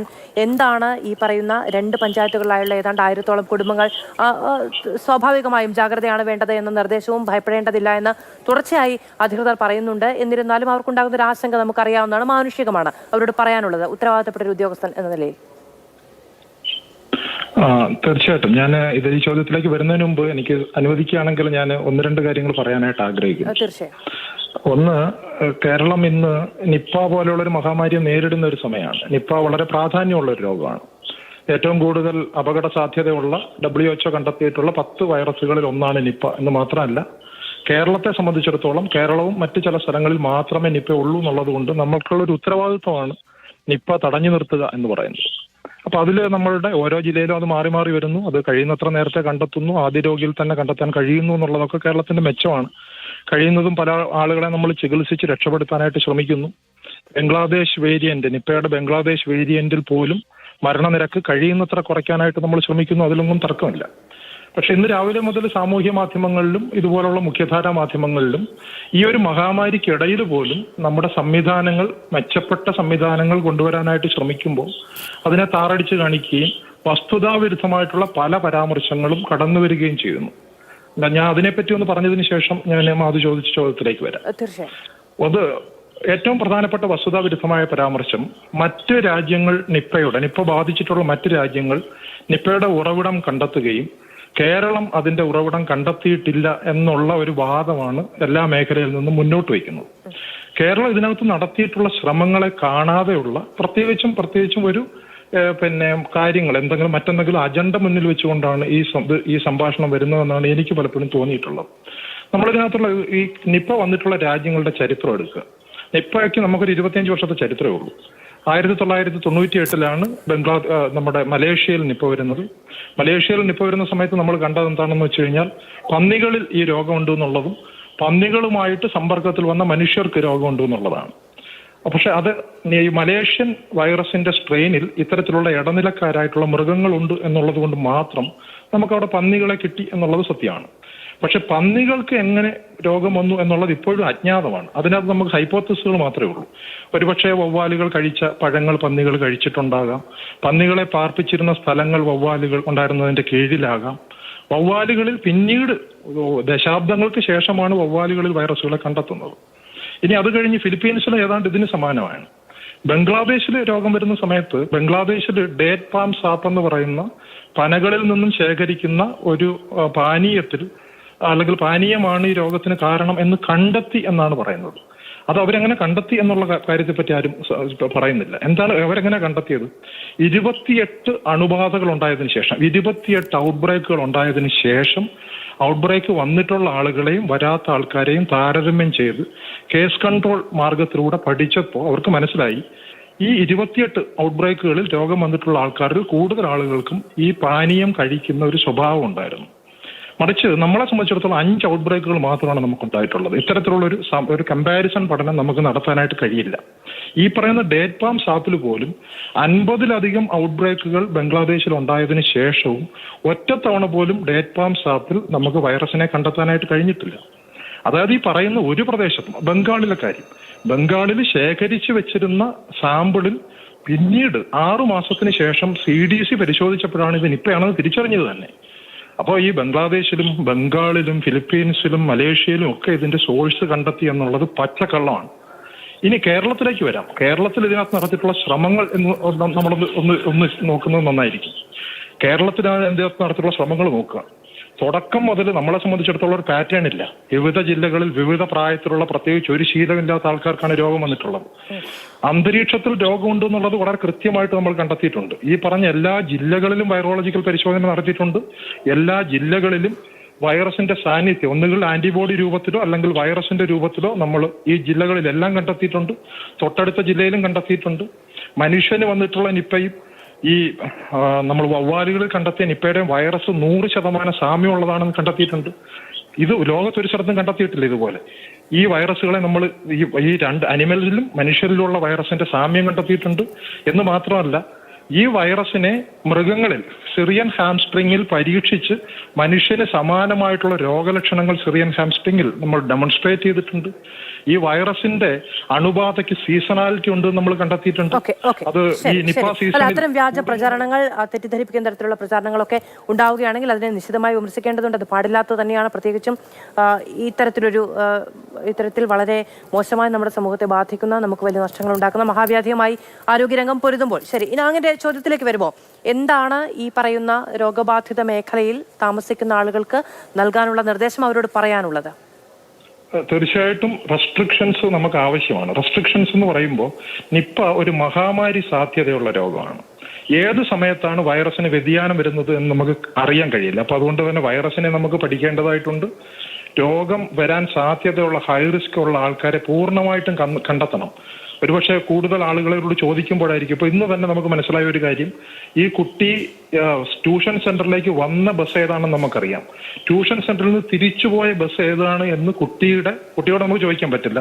കുട്ടിയുടെ പേരന്റിനോ സുഹൃത്തുക്കൾക്കോ ആർക്കും അറിയില്ല. അപ്പോൾ ട്യൂഷൻ സെന്ററിന് മുമ്പിലുള്ള ആ കടയിലെ CCTV ഫുട്ടേജ് വെച്ചിട്ടാണ് കുട്ടി ഏത് ബസ്സിൽ കയറി എന്ന് പറയാൻ പറ്റും. ആ ബസ്സിലുള്ളവർ പ്രൈമറി കോൺടാക്റ്റ് ആയിട്ട് മാറും. അവരിപ്പോ നമ്മുടെ ക്വാറന്റൈൻ ലിസ്റ്റിലില്ല, നാളെ ക്വാറന്റൈൻ ലിസ്റ്റിലാവുള്ളൂ. ഇത്തരത്തിലുള്ള കാര്യങ്ങൾ നടത്തിയെടുക്കാൻ നമുക്ക് ഒരു റെസ്ട്രിക്ഷൻ ആവശ്യമാണ്. അതിന്റെ ഭാഗമായിട്ടാണ് റെസ്ട്രിക്ഷൻ. പക്ഷേ അത് കഴിയുമ്പോൾ നമ്മൾ തീർച്ചയായിട്ടും ഇപ്പോൾ തന്നെ ജീവിതം അവിടെ അനുവദിക്കുന്ന രീതിയിലാണ്. ചെറിയ ചെറിയ റെസ്ട്രിക്ഷൻസ് മാത്രമേ ഉള്ളൂ. പക്ഷെ ഒരു രോഗിയും കൂടി ഉണ്ടായാൽ അതിന്റെ അർത്ഥം എന്താ? ഒരു രോഗിയിൽ മാത്രമേ രോഗമുള്ളൂ എന്നുണ്ടെങ്കിൽ രോഗപകർച്ച ഒരുപക്ഷെ ഉണ്ടായിട്ടുണ്ടാവില്ല. പക്ഷെ ഇനി ഒരു രോഗിയും കൂടി കണ്ടെത്തുന്ന ഒരു സാഹചര്യം ഉണ്ടായിക്കഴിഞ്ഞാൽ അത് 1 ആകണമെന്നില്ല, അത് 10 ആകാം, 20 ആകാം. അതുകൊണ്ട് തന്നെ അടുത്ത ഏതാനും ദിവസങ്ങൾ കൂടി നമ്മൾ വളരെ ശ്രദ്ധയോടുകൂടി നീങ്ങണം. ഒരു രോഗിയിൽ തന്നെ നിൽക്കട്ടെ എന്ന് നമ്മൾ പ്രാർത്ഥിക്കുന്നു. പക്ഷേ അതുകൊണ്ട് എല്ലാ ആളുകളും ഈ കാര്യം, ഈ പറയുന്ന റെസ്ട്രിക്ഷൻസുമായിട്ട് സഹകരിക്കണം. ഡോക്ടർ അനീഷ് ഒരു നിമിഷം എൻ്റെ ഒപ്പം തുടരണം. ഞാൻ അങ്ങയിലേക്ക് തിരികെ വരാം. ഡോക്ടർ SS ലാൽ, ശ്രീ രാജീവ് ജയദേവ്, ഞാൻ അങ്ങയിലേക്ക് വരാമേ. ഡോക്ടർ SS ലാൽ, അങ്ങനെ ഇതിപ്പോൾ നോക്കൂ, ഒരു ഔട്ട്ബ്രേക്ക് ഉണ്ടാകുന്നു, നമ്മൾ അതുമായി ബന്ധപ്പെട്ട വലിയ തോതിൽ ജാഗ്രതയോടെ പ്രവർത്തിക്കുന്നു, ഒരു ആരോഗ്യ സംവിധാനം മുഴുവൻ അവിടേക്ക് കേന്ദ്രീകരിക്കുന്നു. അതിനിടയിൽ വ്യാജ പ്രചാരണങ്ങളുടേതായിട്ടുള്ള ഇടം നമ്മുടെ മാധ്യമങ്ങളിൽ, സമൂഹ മാധ്യമങ്ങളിലൊക്കെ ഉണ്ടാകുന്നുണ്ടോ? അതുണ്ടാവും, വ്യാജപ്രചരണം ഉണ്ടാകും. സർക്കാർ വ്യാജപ്രചരണം നടത്താറുണ്ട്, സർക്കാരിനെതിരായിട്ടും പല വ്യാജപ്രചരണം നടത്താറുണ്ടായിരിക്കും. അത് എനിക്ക് ആ വിഷയത്തോട് താല്പര്യമില്ല. കാരണം ഇപ്പോൾ നിപ്പയുടെ കാര്യത്തിൽ പോലും സർക്കാർ പറഞ്ഞിരിക്കുകയാണ്, സർക്കാരല്ലാതെ വേറെ ആരും ഗവേഷണം നടത്താൻ പാടില്ല. എന്ത് ശാസ്ത്രീയ അടിത്തറയുള്ളതിന്? കേരളത്തിൽ ഞാൻ പഠിച്ച 25 വർഷം തുടങ്ങിയ ഇന്ത്യയിലെ ആദ്യത്തെ പബ്ലിക് ഹെൽത്ത് കോഴ്സ് ആരംഭിച്ച്, മാസ്റ്റർ പബ്ലിക് ഹെൽത്ത് കോഴ്സ് ആരംഭിച്ച അച്യുതമേനോൻ സെൻ്ററുണ്ട്. കോവിഡ് വന്നു, നിപ്പ വന്നു. ഇന്ത്യയിലെ ആദ്യത്തെ പബ്ലിക് ഹെൽത്ത് സെൻ്ററാണ്, പബ്ലിക് ഹെൽത്ത് പഠിപ്പിക്കുന്ന സെൻ്ററാണ്. എന്താണ് ഈ പ്രസ്ഥാനത്തിന്? ലോക പ്രശസ്തരാണ് ഇവിടെ. ഡോക്ടർ രാമൻകുട്ടി വരെ ഉണ്ടായിരുന്ന അടുത്താലും വരെ. എന്താണ് ഈ പ്രസ്ഥാനത്തെ സഹകരിപ്പിക്കാത്തത്? കേന്ദ്ര ഗവൺമെൻറ് ഉണ്ട്, വേറെ സ്വകാര്യ മേഖലയിലുണ്ട്. അപ്പോൾ ഗവൺമെൻറ് എല്ലാം കൂടെ ഒറ്റയ്ക്ക് ചെയ്ത്, ഗവൺമെൻറ് ഒന്നും ചെയ്യുന്നില്ല എന്ന് പറയുന്നില്ല. ഈ അനീഷോ ഇവരെ ഉൾപ്പെടെയൊക്കെ ഒരുപാട് മിടുക്കന്മാരെ ഡോക്ടർ ആരോഗ്യവകുപ്പിൽ, ഞാനും ആരോഗ്യവകുപ്പിൽ പ്രവർത്തിച്ചതാണ്. പക്ഷേ നേതൃത്വത്തിന് പ്രശ്നമുണ്ട്. ഈ കോവിഡിനെ പറ്റി, നിപ്പയെ പറ്റിയൊക്കെ വരുമ്പോഴത്തേക്ക് മുഴുവൻ ഡേറ്റയും പൂഴ്ത്തി വെച്ചിരിക്കുകയാണ്. ഗവൺമെൻറ് അത് ഉപയോഗിക്കുന്നുമില്ല. എത്ര ശാസ്ത്രലേഖനങ്ങളാണ് കൊണ്ടുവന്നിട്ടുള്ളത്? വേറെ ആരും ഗവേഷണത്തിന് അനുവദിക്കുന്നുമില്ല. ഗവൺമെൻറ് മാത്രം. ആരോഗ്യവകുപ്പ് സെക്രട്ടറിയൊക്കെയാണ് സയൻറ്റിഫിക് പബ്ലിക്കേഷൻ ഉണ്ടാക്കുന്നത്. ഇപ്പോൾ കേരളത്തിലെ ആരോഗ്യവകുപ്പ് ഡയറക്ടർ അവിടെ പോയി. ഇത്രയും ദിവസമായാലും നിങ്ങൾ ഇത് നിസ്സാര കാര്യമല്ല ഞാനീ പറയുന്നത്. കേരളത്തിൻ്റെ ഏറ്റവും പുതിയ പൊതുജനാരോഗ്യ ബില്ലുണ്ട്, അതൊന്ന് വായിച്ചു നോക്കണം. അതിനകത്ത് വ്യക്തമായിട്ട് എഴുതിയിട്ടുണ്ട്, കേരളത്തിൻ്റെ ആരോഗ്യവകുപ്പിൻ്റെ അധികാരി DHS ആണ്, ആരോഗ്യവകുപ്പ് ഡയറക്ടറാണ്. എവിടെ ഈ DHS? ഓരുണ്ടായിരുന്ന DHS കോവിഡ് കാലത്ത് ഇട്ടിട്ടോടി. അതിൻ്റെ കാരണങ്ങൾ വേറെയുണ്ട്. 2 വർഷം ഒഴിഞ്ഞു കിടന്നു. ആരോഗ്യമന്ത്രിമാർ വരും പോവും. അത് നിസ്സാരമായിട്ട് എടുക്കരുത്. നമുക്ക് വ്യക്തിപരമായിട്ട് ആരോടും ദേഷ്യമില്ല. ഒരു സിസ്റ്റത്തിനെ തകർക്കരുത്. ആരോഗ്യവകുപ്പ് ഡയറക്ടർ ഫൗച്ചിയെ കൂടെ ഇരുത്തിക്കൊണ്ടാണ് നമുക്കൊക്കെ എതിർപ്പുള്ള, അല്ലെങ്കിൽ പലർക്കും എതിർപ്പുള്ള ട്രംപ് സംസാരിച്ചിരുന്നത്. അപ്പോൾ നമുക്കറിയാം ഫൗച്ചിയാണ് പറയുന്നത് ശരി, യാഥാർത്ഥ്യം പറയുന്നത്. ഇവിടെ ആരോഗ്യമന്ത്രിയുടെ വലതും ഇടതും ഇരിക്കേണ്ടത് ആരോഗ്യവകുപ്പ് ഡയറക്ടറും മെഡിക്കൽ വിദ്യാഭ്യാസ ഡയറക്ടറുമാണ്. അവരവിടെ പോയി. ഇത് മന്ത്രിമാർക്കുള്ള വൺ മാൻ ഷോയ്ക്കും പത്രസമ്മേളനത്തിനുണ്ട്. ഇത് ഞാനൊക്കെ പറഞ്ഞത് വളരെ കൺസേണോടി പറയുകയാണ്. അതുകൊണ്ടാണ് ഇക്ബാൽ സാറിനും ഡോക്ടർ രാമൻകുട്ടി സാറിനും ഒക്കെ ഇത് പറയേണ്ടി വരുന്നത്. മന്ത്രിമാർ അവരുടെ പൊളിറ്റിക്കൽ തീരുമാനങ്ങൾ എടുത്തു, പക്ഷേ ആരോഗ്യവകുപ്പിന് ഇത് വിട്ടുകൊടുക്കണം. ആരോഗ്യവകുപ്പ് ഡയറക്ടർക്ക് എന്താ ഇതിനകത്ത് ഉത്തരവാദിത്തം? അവരില്ലേ പറയേണ്ടത്? മന്ത്രിയാണ് പറയേണ്ടത് ശാസ്ത്രീയ കാര്യങ്ങൾ. എപ്പിഡമിയോളജിയെ പറ്റി മന്ത്രിയാണ് പറയേണ്ടത്. മന്ത്രിയാകുമ്പോൾ പെട്ടെന്ന് മെഡിക്കൽ ഡിഗ്രിയോ നഴ്സിംഗ് ഡിഗ്രിയോ ഒന്നും കിട്ടുന്നില്ല. മന്ത്രിമാരെ നമ്മൾ പ്രതീക്ഷിക്കുന്നുമില്ല. വിശ്വാസ്യത വേണമെങ്കിൽ ആരോഗ്യം അറിയുന്നവരെ കൊണ്ട് പറയിക്കണം. അതിവിടെ നടക്കുന്നില്ല. അവിടെയാണ് നമുക്ക് പ്രശ്നം വരുന്നത്. അല്ല, പക്ഷേ ഈ പറയുന്ന വിശ്വാസ്യതയുള്ള ആരോഗ്യ വിഭാഗത്തിലുള്ള ഉദ്യോഗസ്ഥർ ഒക്കെ അവിടെ ഗ്രൗണ്ട് ലെവലിൽ വർക്ക് ചെയ്യുന്നുണ്ടല്ലോ. ജനങ്ങളോട് സംവദിക്കുക എന്ന് പറയുന്നത് മന്ത്രിമാരുടെ ഉത്തരവാദിത്തമല്ലേ? മന്ത്രിമാരായിക്കോട്ടെ, മന്ത്രിമാർ അവർ പൊളിറ്റിക്കലായിട്ട് തീരുമാനങ്ങൾ എടുത്തോട്ടെ. ഞാൻ പറഞ്ഞതല്ല.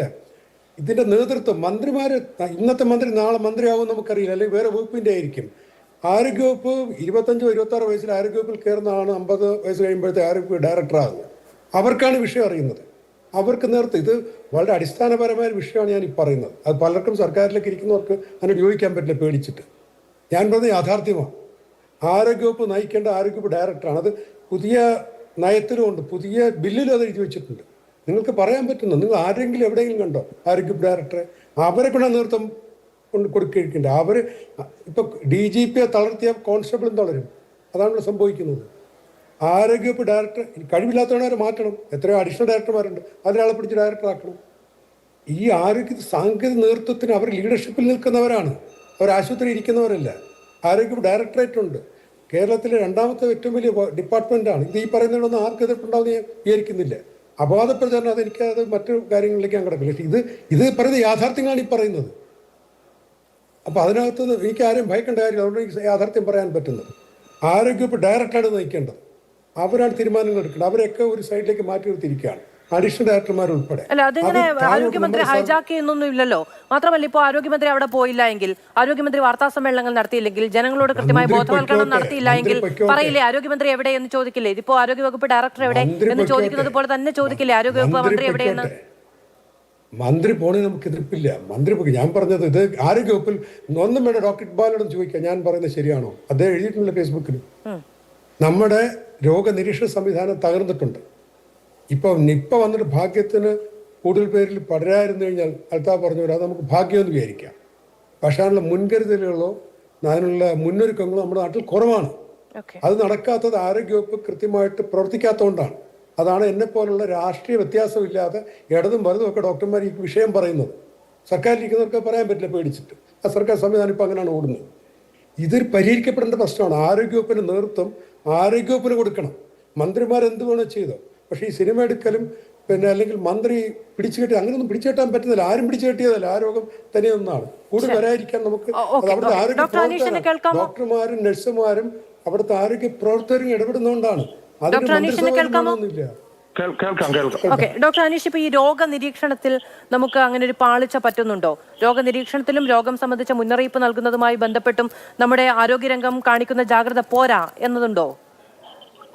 സത്യത്തില് ഇത്തരത്തിലുള്ള ചർച്ചയിൽ പങ്കെടുക്കുന്നത് സങ്കടകരമാണ്. കാരണം ഈ പറയുന്ന കാര്യങ്ങൾ ഈ ആരോഗ്യവകുപ്പ് മന്ത്രി നേരിട്ടാണ് ഈ കാര്യങ്ങൾ ചെയ്യുന്നത് എന്ന് ഏത് ഡേറ്റയുടെ അടിസ്ഥാനത്തിലാണ് പറയുന്നത് എന്ന് എനിക്കറിയില്ല. ഞാനിപ്പോൾ ഫീൽഡിൽ നിൽക്കുന്ന ഒരാളാണ്. ഞാൻ എല്ലാ ദിവസവും ആരോഗ്യവകുപ്പ് മന്ത്രി നടത്തുന്ന പരിപാടികൾ അല്ലെങ്കിൽ അതിനകത്തുള്ള ഉദ്യോഗസ്ഥരുമായിട്ട് അവർ സംസാരിക്കുന്നത് കാണുന്നതാണ്. അപ്പം ഞാൻ കാണുമ്പോഴെല്ലാം അവർ ആരോഗ്യവകുപ്പ് ഉദ്യോഗസ്ഥരുടെ മാർഗനിർദ്ദേശങ്ങൾക്കനുസരിച്ച് ഫീൽഡിലുള്ള ഡേറ്റയ്ക്കനുസരിച്ചിട്ടുള്ള നിർദ്ദേശങ്ങളാണ് കൊടുത്തുകൊണ്ടിരിക്കുന്നത്. പുറം ലോകം കാണുന്നത് അവർ മീഡിയയെ കാണുന്നതാണ്. അവർ മീഡിയയെ കാണുമ്പോൾ അവരുടെ ചാരത്ത് DHS ഉണ്ടായിരിക്കില്ല, DME ഉണ്ടായിരിക്കില്ല. അത്തരത്തിലുള്ളൊരു കാരണം മാത്രം വെച്ചിട്ട് ആരോഗ്യവകുപ്പ് മന്ത്രിയാണ് കാര്യങ്ങൾ തീരുമാനിക്കുന്നത്, ഇവിടെ വിദഗ്ധരുടെ യാതൊരു അഭിപ്രായവും കേൾക്കുന്നില്ല എന്നൊക്കെ വാദിക്കുന്നത്. അതൊക്കെ വാദിക്കാം. അതിനൊക്കെ മറ്റൊരു സമയം തെരഞ്ഞെടുക്കുന്നതായിരിക്കും എപ്പോഴും നല്ലത്. ഈ സമയത്ത് എനിക്ക് പറയാനുള്ള ഒറ്റ കാര്യമുള്ളൂ, വളരെ പ്രധാനപ്പെട്ട രോഗത്തിലൂടെ കടന്നു പോകുന്നു. നമ്മൾ നിയന്ത്രിച്ചാണെങ്കിൽ, നമ്മൾ നിയന്ത്രിച്ചതല്ല അല്ലാന്നുണ്ടെങ്കിൽ ഈ രോഗത്തിനെ നിയന്ത്രിക്കേണ്ടതല്ല. അതിന് ഒരു പ്രാധാന്യം മാത്രം സംസാരിക്കുകയും മറ്റൊരു സമയം തേടുകയും ചെയ്യുന്നതായിരിക്കും നല്ലതെന്ന് എനിക്ക് തോന്നുന്നു. പിന്നെ ചോദിച്ച ചോദ്യത്തിലേക്ക് വരികയാണെങ്കിൽ, ഞാൻ ഫീൽഡിൽ നിൽക്കുന്നു എന്നുള്ളത് കൊണ്ട് തന്നെ എനിക്ക് കൃത്യമായിട്ട് അറിയാം. നിർദ്ദേശങ്ങളെല്ലാം വളരെ കൃത്യമാണ്. നിപ്പയെ സംബന്ധിച്ചിടത്തോളം നമുക്ക് നിപ്പ ബുക്ക് എന്ന് പറഞ്ഞിട്ട് തന്നെ ഗൈഡ് ലൈൻസ് ഉണ്ട്. ഒരുപക്ഷെ നേരിട്ടിട്ടുള്ള അനുഭവങ്ങളിൽ നിന്ന് ഇത്രയും പാഠങ്ങൾ പഠിക്കുകയും കൃത്യമായിട്ട് മാർഗനിർദ്ദേശങ്ങൾക്കനുസരിച്ച് ഒരു രോഗത്തിനെ നിയന്ത്രിക്കുകയും ചെയ്യുന്ന മറ്റൊരു സംവിധാനം എന്റെ പരിചയത്തിൽ വേറെ ഒരു സ്ഥലത്ത് ഞാൻ കണ്ടിട്ടില്ല. എനിക്ക് കേരളത്തിന് പുറത്ത് പരിചയം കുറവാണ് എങ്കിൽ പോലും. പക്ഷേ അത് വളരെ കൃത്യമായിട്ട് അതനുസരിച്ച് നടക്കുന്നുണ്ട്. തീർച്ചയായിട്ടും ഈ രോഗത്തിനെ, എല്ലാ രോഗങ്ങളെയും നമ്മൾ നേരിടുന്നത് പോലെ നമ്മൾ ഇതിനകത്ത് നേരിടും. ഇതിനകത്ത് എന്തെങ്കിലും പാളിച്ചു പറ്റിയാൽ അടുത്ത തവണ നമ്മളിതിൽ പാഠം ഉൾക്കൊണ്ട് നമ്മളത് ചെയ്യും. അതിനപ്പുറമുള്ള നെഗറ്റീവ്സ് നമ്മൾ അത് ഉച്ചത്തോടെ തള്ളിക്കളയുക എന്നുള്ളതിനപ്പുറം വേറൊന്നും പറയാം. ഓക്കെ ഡോക്ടർ അനീഷ്, പക്ഷേ എനിക്കതിൽ ഒരു തിരുത്തങ്ങയോട് പറയാനുള്ളത് എന്താണെന്ന് വെച്ചിട്ടുണ്ടെങ്കിൽ, പലതരത്തിലുള്ള അഭിപ്രായങ്ങൾ ഉണ്ടാകും. ഒരഭിപ്രായത്തെയും പുച്ഛത്തോടെ തള്ളി പറയുക എന്ന് പറയുന്നത് നമ്മുടെ ജനാധിപത്യത്തിന്റെ രീതിയല്ല. എല്ലാ സമയത്തും വിമർശനങ്ങൾ ഉണ്ടാകും.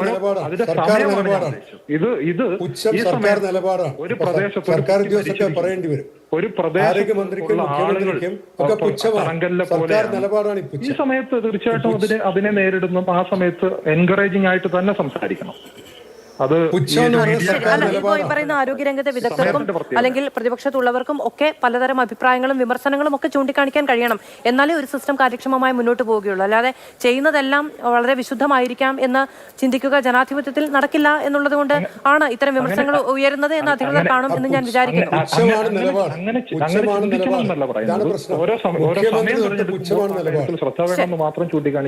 ഓക്കെ, വളരെയധികം നന്ദി ഡോക്ടർ സനീഷ് ഞങ്ങളോട് സംസാരിച്ചതിന്. ടീം അംഗമാണ്.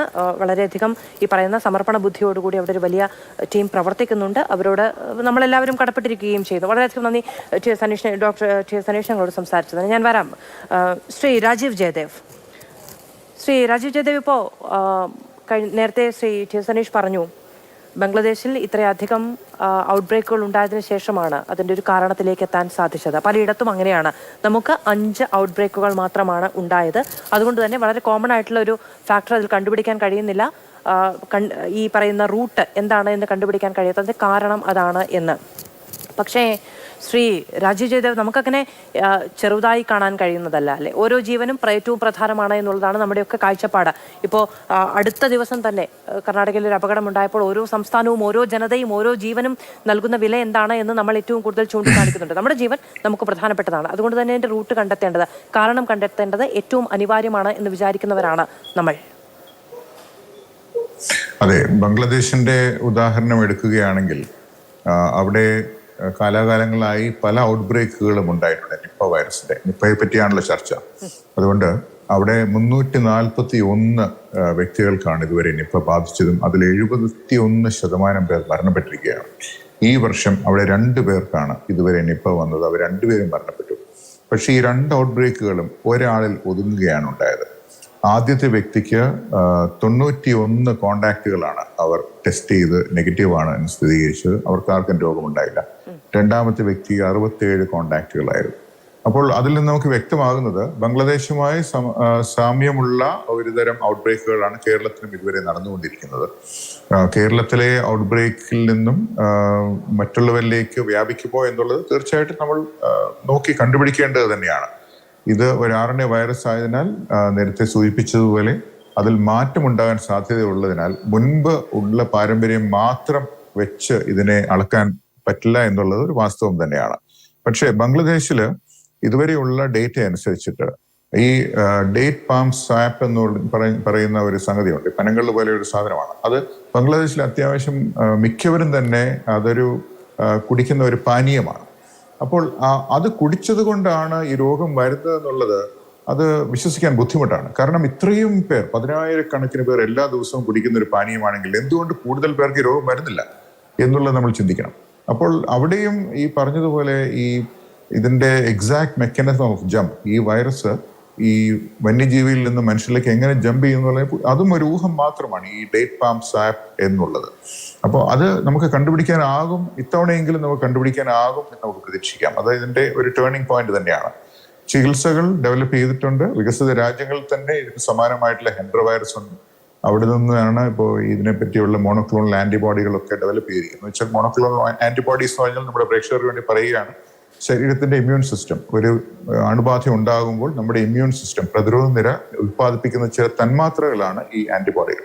ഈ ആന്റിബോഡികൾ കൃത്രിമമായി നിർമ്മിക്കുമ്പോൾ അതിനെ മോണോക്ലോണൽ ആന്റിബോഡീസ് വിളിക്കുന്നു. എന്ന് വെച്ചാൽ വൈറസ് വരുമ്പോൾ ശരീരം ഉത്പാദിപ്പിക്കേണ്ടതായിട്ടുള്ള ആന്റിബോഡികൾ കൃത്രിമമായി മുൻകൂറായി കൊടുക്കുക എന്നുള്ളത് പ്രധാനമായും എക്സ്പോഷർ ഉള്ളവർക്കാണ് കൊടുക്കുന്നത്. രോഗിക്ക് ഇത് കൊടുത്താൽ ഇത് എത്രത്തോളം മെച്ചപ്പെടും എന്നുള്ളത് നമുക്ക് അറിയില്ല. കാരണം ഇത് വളരെ വിരളമായതുകൊണ്ട് ക്ലിനിക്കൽ ട്രയലിനൊന്നും നമുക്ക് സാധിക്കുകയില്ല.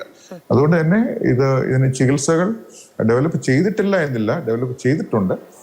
ഇത് മസ്തിഷ്കത്തെ ബാധിക്കുന്ന ഒരു രോഗമായതിനാൽ, ബ്രെയിനിനെ ബാധിക്കുന്ന രോഗമായതിനാൽ നമുക്കറിയാം അമീബിക് ബ്രെയിൻ ഇൻഫെക്ഷൻ നമ്മൾ കണ്ടു, റേബീസ് നമുക്കറിയാം. ഈ ബ്രെയിനെ ബാധിക്കുന്ന ഇൻഫെക്ഷൻസിന്റെ ഒരു ഔട്ട്കം വളരെ മോശമാണ് നിർഭാഗ്യവശാൽ. കാരണം അത് തലച്ചോറിനെ അത് ബാധിക്കുന്നതിനാൽ സപ്പോർട്ടീവ് കെയറിലാണ് ഇപ്പോൾ തൽക്കാലം ചികിത്സ ഒതുങ്ങുന്നത്. അതുകൊണ്ട് തന്നെയാണ് ഇതിന്റെ മോർട്ടാലിറ്റി, ബംഗ്ലാദേശിലെ മോർട്ടാലിറ്റി 71% ആണ്. ഏകദേശം കേരളത്തിൽ ഇപ്പോൾ കഴിഞ്ഞ വർഷം 2 out of 6 കേസസ് ആണ് മരണപ്പെട്ടത്. അപ്പോൾ നമ്മൾ മുമ്പോട്ട് പോകുമ്പോൾ ഉത്തരം കിട്ടാത്ത ചോദ്യങ്ങൾക്ക് ഉത്തരം ലഭിക്കും എന്ന് പ്രതീക്ഷിക്കാം. ശരി ഡോക്ടർ രാജീവ് ജയദേവ്, ഞാൻ മറ്റതിലേക്ക് വരാം. ഒരിടവേളയെടുത്ത് തിരികെ സ്വാഗതം ചർച്ചയിലേക്ക്. ഡോക്ടർ അൽത്താഫ്, നമ്മളൊരു ഒഴുക്കുള്ള സമൂഹമാണ് അല്ലേ? ഇതിപ്പോൾ നമുക്ക് പെട്ടെന്ന് ഈ പറയുന്ന ഒരാഴ്ചയുടെ ഒരു ദൂരമുണ്ട് ഈ കുട്ടിയുടെ മരണത്തിലേക്ക് എങ്കിൽ കോഴിക്കോട് ഈ പറയുന്ന 2 പഞ്ചായത്തുകളിൽ മാത്രം എന്നൊന്നും നമുക്ക് വിചാരിക്കാൻ കഴിയില്ല. അതിലൊരു ആശങ്കപ്പെടേണ്ട സാഹചര്യമുണ്ട്. ശരിയാണ്, വ്യാപന തോത് വളരെ കുറവാണ് എന്നത് ആശ്വാസം നൽകുമ്പോഴും എന്തൊക്കെയാണ് ആളുകൾ ശ്രദ്ധിക്കേണ്ടത്? ഈ ചർച്ചയിൽ നിന്ന് ജനങ്ങൾ ഉൾക്കൊള്ളേണ്ട 1-2 മെസ്സേജസ് എന്ന് പറയുന്നത് ഏറ്റവും പ്രധാനപ്പെട്ട ഒന്ന്, ഇതിനെ വലിയൊരു ഭയാശങ്കയോടെ കാണേണ്ട കാര്യമില്ല എന്നുള്ളത് തന്നെയാണ്. കാരണം സാധാരണ പകർച്ചപ്പനി ബാധിച്ച് ഇതിനേക്കാൾ കൂടുതൽ ആളുകൾ മരണപ്പെടുന്നുണ്ട്, ഇവിടെ മാത്രമല്ല എല്ലായിടത്തും. അപ്പോൾ അതിൽ പരമാവധി നല്ല ചികിത്സ ലഭ്യമാക്കുക, സ്വയം ചികിത്സിക്കാതിരിക്കുക, അതൊക്കെയാണ് ഏറ്റവും ശ്രദ്ധിക്കേണ്ടത്. പിന്നെ മറ്റൊരു കാര്യം, ഇപ്പോഴത്തെ കാര്യത്തിൽ ഇതുവരെയുള്ള നമ്മുടെ അനുമാനങ്ങൾ കാണിക്കുന്നത്, ഒന്ന്, ഇത് ചെറുപ്പക്കാരിലാണ് ഇത് ആദ്യം ബാധിക്കുന്നത് ഏതെങ്കിലും രീതിയിൽ. അത് മിക്കവാറും ചിലപ്പോൾ ഈ പറഞ്ഞ പോലെ പഴവർഗ്ഗങ്ങൾ, വവ്വാലോ ഒക്കെ കടിച്ച പഴവർഗ്ഗങ്ങൾ കഴിച്ചതുകൊണ്ടായിരിക്കാം. എന്തായാലും അത്തരം കാര്യങ്ങൾ സൂക്ഷിക്കുക. അതോടൊപ്പം തന്നെ ആശുപത്രികളിൽ അനാവശ്യമായിട്ടുള്ള സന്ദർശനങ്ങൾ ഒഴിവാക്കുക, ഓവർ ക്രൗഡിങ് ഒഴിവാക്കുക. ഇപ്പം തന്നെ നേരത്തെയുള്ള 2 സംഭവങ്ങളിലും ആശുപത്രികളിൽ കൂടിയായിരുന്നു കൂടുതൽ വ്യാപിച്ചത്. അപ്പോൾ അതുകൊണ്ട് തന്നെ ആശുപത്രികളിലെ അനാവശ്യമായ സന്ദർശനം ഒഴിവാക്കുകയും ഓവർ ക്രൗഡിങ് ഒഴിവാക്കുകയും ആശുപത്രികൾ അഥവാ പോകേണ്ടി വന്നാൽ മാസ്ക് ധരിച്ച് മാത്രം പോവുകയും ചെയ്യുക. ഇതൊക്കെയാണ് ഏറ്റവും ശ്രദ്ധിക്കേണ്ട കാര്യങ്ങൾ. പിന്നെ ആശങ്കപ്പെടേണ്ട എന്ന് പറയുന്നതിൻ്റെ മറ്റൊരു കാരണം കൂടെ ഇപ്പോൾ തന്നെ ഇതിൻ്റെ ഈ എങ്ങനെയാണ് രോഗം മനുഷ്യരിലേക്ക് പകരുന്നത് എന്നുള്ളതിനെക്കുറിച്ചുള്ള ചർച്ച തീർച്ചയായിട്ടും വലിയൊരു അക്കാദമിക തലത്തിലുള്ള ചർച്ച തന്നെയാണത്. അത് പക്ഷേ പൊതുജനങ്ങൾക്ക് ആശങ്ക ഉണ്ടാക്കാൻ പാടില്ല. കാരണം നമ്മളിപ്പം ഒരു ഉദാഹരണം പറയുകയാണെങ്കിൽ കോവിഡ് ഇപ്പം ഇതുവരെ ഈ മാസം വരെ നമുക്ക് നോക്കിക്കഴിഞ്ഞാൽ ഏപ്രിൽ 14 കൂടി ലോകാരോഗ്യ സംഘടന റിപ്പോർട്ടിംഗ് നിർത്തിയിട്ടുണ്ട്. എന്നാൽ പോലും 70 കോടി കേസുകളാണ് ഈ 4.5 വർഷം കൊണ്ടുണ്ടായിട്ടുള്ളത്. 70 ലക്ഷം മരണങ്ങളുണ്ടായിട്ടുണ്ട്. പക്ഷേ ഇന്ന് വരെ നമുക്ക് ഈ കോവിഡ് എങ്ങനെയാണ് മനുഷ്യരിലേക്ക് പകർന്നത് എന്നുള്ളത് ഇന്ന് വരെ നിർവചിക്കാൻ സാധിച്ചിട്ടില്ല. ലോകത്തെ ഇത്രയും രാജ്യങ്ങളെ ബാധിച്ച വലിയൊരു ആഗോള പ്രശ്നമായിട്ട് പോലും. അപ്പോൾ അതുകൊണ്ട് ഇപ്പം കേരളം ഈ നിപ്പയുടെ രോഗപകർച്ച എങ്ങനെയാണെന്ന് കണ്ടെത്തിയില്ല എന്നുള്ളത് നമ്മുടെ വലിയൊരു പരാജയമോ വെല്ലുവിളിയാണ് തീർച്ചയായിട്ടും. പക്ഷേ അതിനൊരു പരാജയമായിട്ട് വിശേഷിപ്പിക്കേണ്ടതില്ല. തീർച്ചയായിട്ടും നാം അത് കണ്ടെത്തുക തന്നെ ചെയ്യും. നമ്മുടെ ആരോഗ്യ സംവിധാനവും ആരോഗ്യ പ്രവർത്തകരും അതിന് എക്യുപ്ഡ് ആണ്. അത് നമുക്ക് എന്തായാലും വരും നാളുകളിൽ അത് കണ്ടെത്താൻ കഴിയുമെന്ന് തന്നെയാണ്. പക്ഷേ ജനങ്ങൾ ഇക്കാര്യത്തിൽ ഇതിനെക്കുറിച്ച് ആശങ്കപ്പെടേണ്ടതില്ല. നമുക്ക് ഇനി ഉള്ള വെല്ലുവിളികൾ നേരത്തെ പറഞ്ഞതുപോലെ തന്നെ മെച്ചപ്പെട്ട ചികിത്സ എല്ലാവർക്കും ഉറപ്പുവരുത്തുക, ഈ രോഗം കൂടുതൽ പേരിലേക്ക് പകരാതെ നോക്കുക, അതുപോലെ ആദ്യം രോഗം വരാനുള്ള സാധ്യതകൾ ഈ രീതിയിലുള്ള പഴവർഗ്ഗങ്ങൾ കഴിച്ചിട്ടോ അല്ലെങ്കിൽ വവ്വാലുമായിട്ടുള്ള ഇൻട്രാക്ഷനോ അല്ലെങ്കിൽ വന്യമൃഗങ്ങളുമായിട്ടോ കാട്ടിലേക്കുള്ള ഇൻട്രാക്ഷൻസും അതൊക്കെ അതെ പ്രത്യേകിച്ചും ഈ ഒരു കാലാവസ്ഥയിലും ഈ ഒരു മാസങ്ങളിലും ശ്രദ്ധിക്കുക എന്നുള്ളതാണ് നമുക്ക് ഇക്കാര്യത്തിൽ പറയാൻ സാധിക്കുക ജനങ്ങളോട്. ഓക്കെ, ഡോക്ടർ എസ് നേരത്തെ പറഞ്ഞപ്പോൾ ഓരോ തവണ രോഗം വരുമ്പോഴും വ്യാപനം ഉണ്ടാകുമ്പോഴുമുള്ള ഒരു പെടാപ്പാടിനപ്പുറത്തേക്ക് നമ്മളൊരു സുസ്ഥിരമായ വഴി ഉണ്ടാക്കിയെടുക്കുക എന്നുള്ളത്, അതിന് നിർദ്ദേശിക്കാൻ കഴിയുന്ന കാര്യങ്ങൾ എന്തൊക്കെയാണ്? തീർച്ചയായിട്ടും അതിന് തുടക്കം തന്നെ ഞാനത് പറയാൻ ആഗ്രഹിക്കുന്നത്, ഈ ആരോഗ്യവകുപ്പ് മുമ്പേ അറിഞ്ഞിരുന്ന ആരോഗ്യവകുപ്പ് ഡയറക്ടർമാരുടെ പേരിലാണ്. മന്ത്രിമാർക്ക് പേര് വേണ്ടാന്നല്ല, അതിനെ സ്വതന്ത്രമായിട്ട് പ്രവർത്തിക്കാൻ അനുവദിക്കണം. ഇത് നിങ്ങൾ അകത്ത് അന്വേഷിച്ചാൽ പറയും. ഇവിടെ ടെലിവിഷൻ ചർച്ചയ്ക്ക് വരുന്ന പലർക്ക് പറയാൻ പറ്റില്ല. ആരോഗ്യവകുപ്പിൻ്റെ നിയന്ത്രണം കംപ്ലീറ്റ് ആയിട്ട് ആരോഗ്യമന്ത്രിയും സെക്രട്ടറിമാരെയൊക്കെ എടുത്തു കളഞ്ഞു. അപ്പോൾ അവർക്ക് സ്വതന്ത്രമായി പ്രവർത്തിക്കാൻ പറ്റുന്നില്ല. ഒരു ഡേറ്റയും അവർ അനലൈസ് ചെയ്യുന്നില്ല, ആർക്കും ഡേറ്റ ഷെയർ ചെയ്യുമെന്നാണ് പറഞ്ഞിരിക്കുന്നത്. ഇപ്പം നമുക്ക് സുതാര്യത വേണം. ഇപ്പോൾ ഈ ഇവിടുത്തെ ഇപ്പം ആശുപത്രികൾ, സ്വകാര്യ ആശുപത്രികളാണ് രോഗങ്ങൾ കണ്ടുപിടിക്കുന്നത്. അവർക്ക് അങ്ങനെയാണെങ്കിൽ പിന്നെ അവർക്ക് എന്താണ് അനലൈസ് ചെയ്യാൻ എന്താണ് അവരെ അനുവദിക്കാത്തത്, അല്ലെ ഗവേഷണം നടത്താൻ എന്താണ് അനുവദിക്കാത്തത്? നേരത്തെ വന്നിട്ട് പോയ സുഹൃത്ത്, ഞാൻ പിന്നെ പോയതുകൊണ്ട് ഒന്നും പറയുന്നില്ല, പക്ഷേ ഒരു കാര്യം ഞാൻ പറഞ്ഞു, നിപ്പ സർക്കാർ മാത്രമേ ഗവേഷണം നടത്താവുമെന്ന് സർക്കാർ പറഞ്ഞിരിക്കുന്നു. അതെന്ത് ന്യായമാണത്? ലോകത്ത് എവിടെയെങ്കിലും ഉള്ള രീതിയാണോ? അപ്പോൾ ഇതിനെല്ലാം സുതാര്യത വരണം. പിന്നെ നമ്മൾ ഈ എതിരഭിപ്രായങ്ങൾ പറയുന്നത് നമ്മൾ പറയുമ്പോഴും അത് മനുഷ്യരുടെ ജീവന് വേണ്ടിയിട്ടാണല്ലോ, മനുഷ്യരെ കൊല്ലാൻ വേണ്ടിയിട്ടല്ല നമ്മൾ പറയുന്നത്. രണ്ട് പക്ഷത്ത് നിന്ന് ആർഗ്യുമെൻ്റ് ഉണ്ടാകുമ്പോഴത്തേക്കും മറുവശത്ത് എന്തെങ്കിലും ഉണ്ടോ എന്ന് ശ്രദ്ധിക്കണ്ടേ? കോവിഡ് സമയത്ത് ഞങ്ങളെല്ലാം പറഞ്ഞ് മുഴുവൻ ശരിയായില്ലേ? കള്ളക്കണക്ക് കാണിക്കരുതെന്ന് പറഞ്ഞിട്ടും കാണിച്ചത് നാണം കെട്ടില്ലേ? അപ്പോൾ അത്തരം മറുവശങ്ങളുണ്ട്. അപ്പോൾ മറുവശങ്ങൾ നോക്കുമ്പോൾ ഒരു ഭരിക്കുന്ന ഒരു മന്ത്രിക്കോ അല്ലെങ്കിൽ അവരുമായിട്ട് ബന്ധപ്പെട്ട് നിൽക്കുന്നവർക്കോ ഒന്നും മാത്രമായിട്ട് ലോകത്തെ എല്ലാ കാര്യങ്ങളും അറിയാൻ പറ്റില്ല. എല്ലാ മന്ത്രിമാർക്കും തെറ്റും, എല്ലാ ഗവൺമെൻറ്റുകൾക്കും തെറ്റും. അപ്പോൾ മറുവശത്ത് നിൽക്കുന്നവർ അഭിപ്രായം കൂടി ഈ പുച്ഛിക്കുക എന്നുള്ളത് സർക്കാരിൻ്റെ നിലപാടാണ്. അതാണ് ആ പാവം ഡോക്ടർ എന്ന് പറഞ്ഞിട്ട് എനിക്കറിയുന്ന ഒരാളാണ്. അയാളുടെയും വാക്കതാണ്. ഇപ്പോൾ പുച്ഛമാണ്. നമ്മൾ എതിർക്കുന്നവരെ അല്ലെങ്കിൽ അഭിപ്രായം പറയുന്നവരോട് പുച്ഛം പാടില്ല. അപ്പോൾ ഇതിനകത്ത് സ്വതന്ത്രമായിട്ടുള്ള, പിന്നെ ഗവൺമെൻറ് ആദ്യം ചെയ്യേണ്ടത് പൊളിറ്റിക്കൽ വിൽ അല്ലെങ്കിൽ രാഷ്ട്രീയ ഇച്ഛാശക്തിയുള്ള ഗവൺമെൻറ് എന്ന് പറയുന്നത് ഇതിനുവേണ്ടി പണം മാറ്റി വയ്ക്കണം. ആരോഗ്യവകുപ്പിന് ഇപ്പോൾ 1% എല്ലാം കൂടെ ചേർത്ത്, മറ്റുള്ള സമാനമായിട്ടുള്ള ഡിപ്പാർട്ട്മെൻറ്റ് എല്ലാം കൂടെ ചേർത്ത് 1%. അത് വെച്ചിട്ട് ഒരു മന്ത്രിക്ക് എങ്ങനെ ഒരു ആരോഗ്യവകുപ്പ് നടത്താൻ പറ്റും? അവർക്ക് വഴക്കുണ്ടാക്കി ബജറ്റ് നീക്കിയിരിപ്പ് കൂട്ടാൻ കഴിയണം. പിന്നെ ചെലവുകൾ കൃത്യമായിരിക്കണം. എന്തിനാണ് ഈ നിപ്പ വന്നു പോകുമ്പോഴും ആഘോഷവും ഹാരവിടിയിലും ഒക്കെ നാണക്കേടല്ലേ? അപ്പം അത്തരം അനാവശ്യമായ ചെലവുകൾ ഒഴിവാക്കണം. സ്വതന്ത്രമായിട്ട് പ്രവർത്തിക്കാൻ ഗവൺമെൻറ്റുകൾ ഉത്തരവാദിത്തം. ഇനി ഒരു കാര്യം കൂടെ ഉണ്ട്. കേരളത്തിൽ 60-70% മനുഷ്യർ സ്വകാര്യ ആശുപത്രികളിലാണ് പോകുന്നത്. ഇരിക്കുന്ന നമ്മൾ തന്നെ ആലോചിച്ചാൽ നമ്മൾ അസുഖം വരുമ്പോൾ എവിടെയാണ് പോകുന്നത്? അപ്പോൾ ഈ സ്വകാര്യ ആശുപത്രികൾ യാഥാർത്ഥ്യമാണ്. അപ്പോൾ ആ സ്വകാര്യ ആശുപത്രികളും പ്രോട്ടോക്കോൾ പാലിക്കുന്നത് ഉറപ്പുവരുത്തണം. ഇപ്പോൾ കുറേ ലബോറട്ടറികളൊക്കെ നമുക്ക് ക്വാളിറ്റി അഷ്വർഡ് ആണെങ്കിൽ പോലും പലപ്പോഴും സ്വകാര്യ ആശുപത്രികളിൽ സർവൈലൻസ് ലിങ്ക്ഡ് അല്ല. ശ്രീ രോഹിൽനാഥ്, ഇപ്പോൾ ഈ പറയുന്ന ഏറ്റവും പുതുതായി ലഭിച്ച ടെസ്റ്റ് സാമ്പിൾസ് ഒക്കെ നെഗറ്റീവ് ആണ് എന്നുള്ളത് നിങ്ങൾക്ക് വ്യക്തിപരമായി ഈ പറയുന്ന 2 പഞ്ചായത്തുകളിൽ ആശങ്കയോടെ ജീവിക്കുന്ന ആളുകൾക്ക് ഒരു പ്രതീക്ഷ നൽകുന്ന കാര്യമാണ്, ആത്മവിശ്വാസം നൽകുന്ന കാര്യമാണ്. ഞങ്ങൾ വളരെ കൂടി തന്നെയാണ് ഈ ദുരന്തത്തെ ഞങ്ങൾക്ക് മറികടക്കാൻ കഴിയുമെന്നുള്ള പ്രതീക്ഷയിലാണ്. എനിക്ക് ചർച്ചയിൽ ഒരു പ്രധാനപ്പെട്ട ഒരു കാര്യം സൂചിപ്പിക്കാൻ എനിക്ക് സമയം അനുവദിക്കുകയാണെങ്കിൽ പറയണമെന്നുണ്ട്. അതായത് നമ്മുടെ ഇപ്പോ ഈ ദുരന്തം നടക്കപ്പെടുന്ന അല്ലെങ്കിൽ നിപ്പ സ്ഥിരീകരിക്കപ്പെട്ട ഒരു പ്രദേശത്തെ ഒരു ജനപ്രതിനിധിയും അതല്ലെങ്കിൽ ഈ നാടകം എന്ന നിലയ്ക്ക് ഞാൻ ഈ ചർച്ചയിൽ പങ്കെടുക്കുന്നു.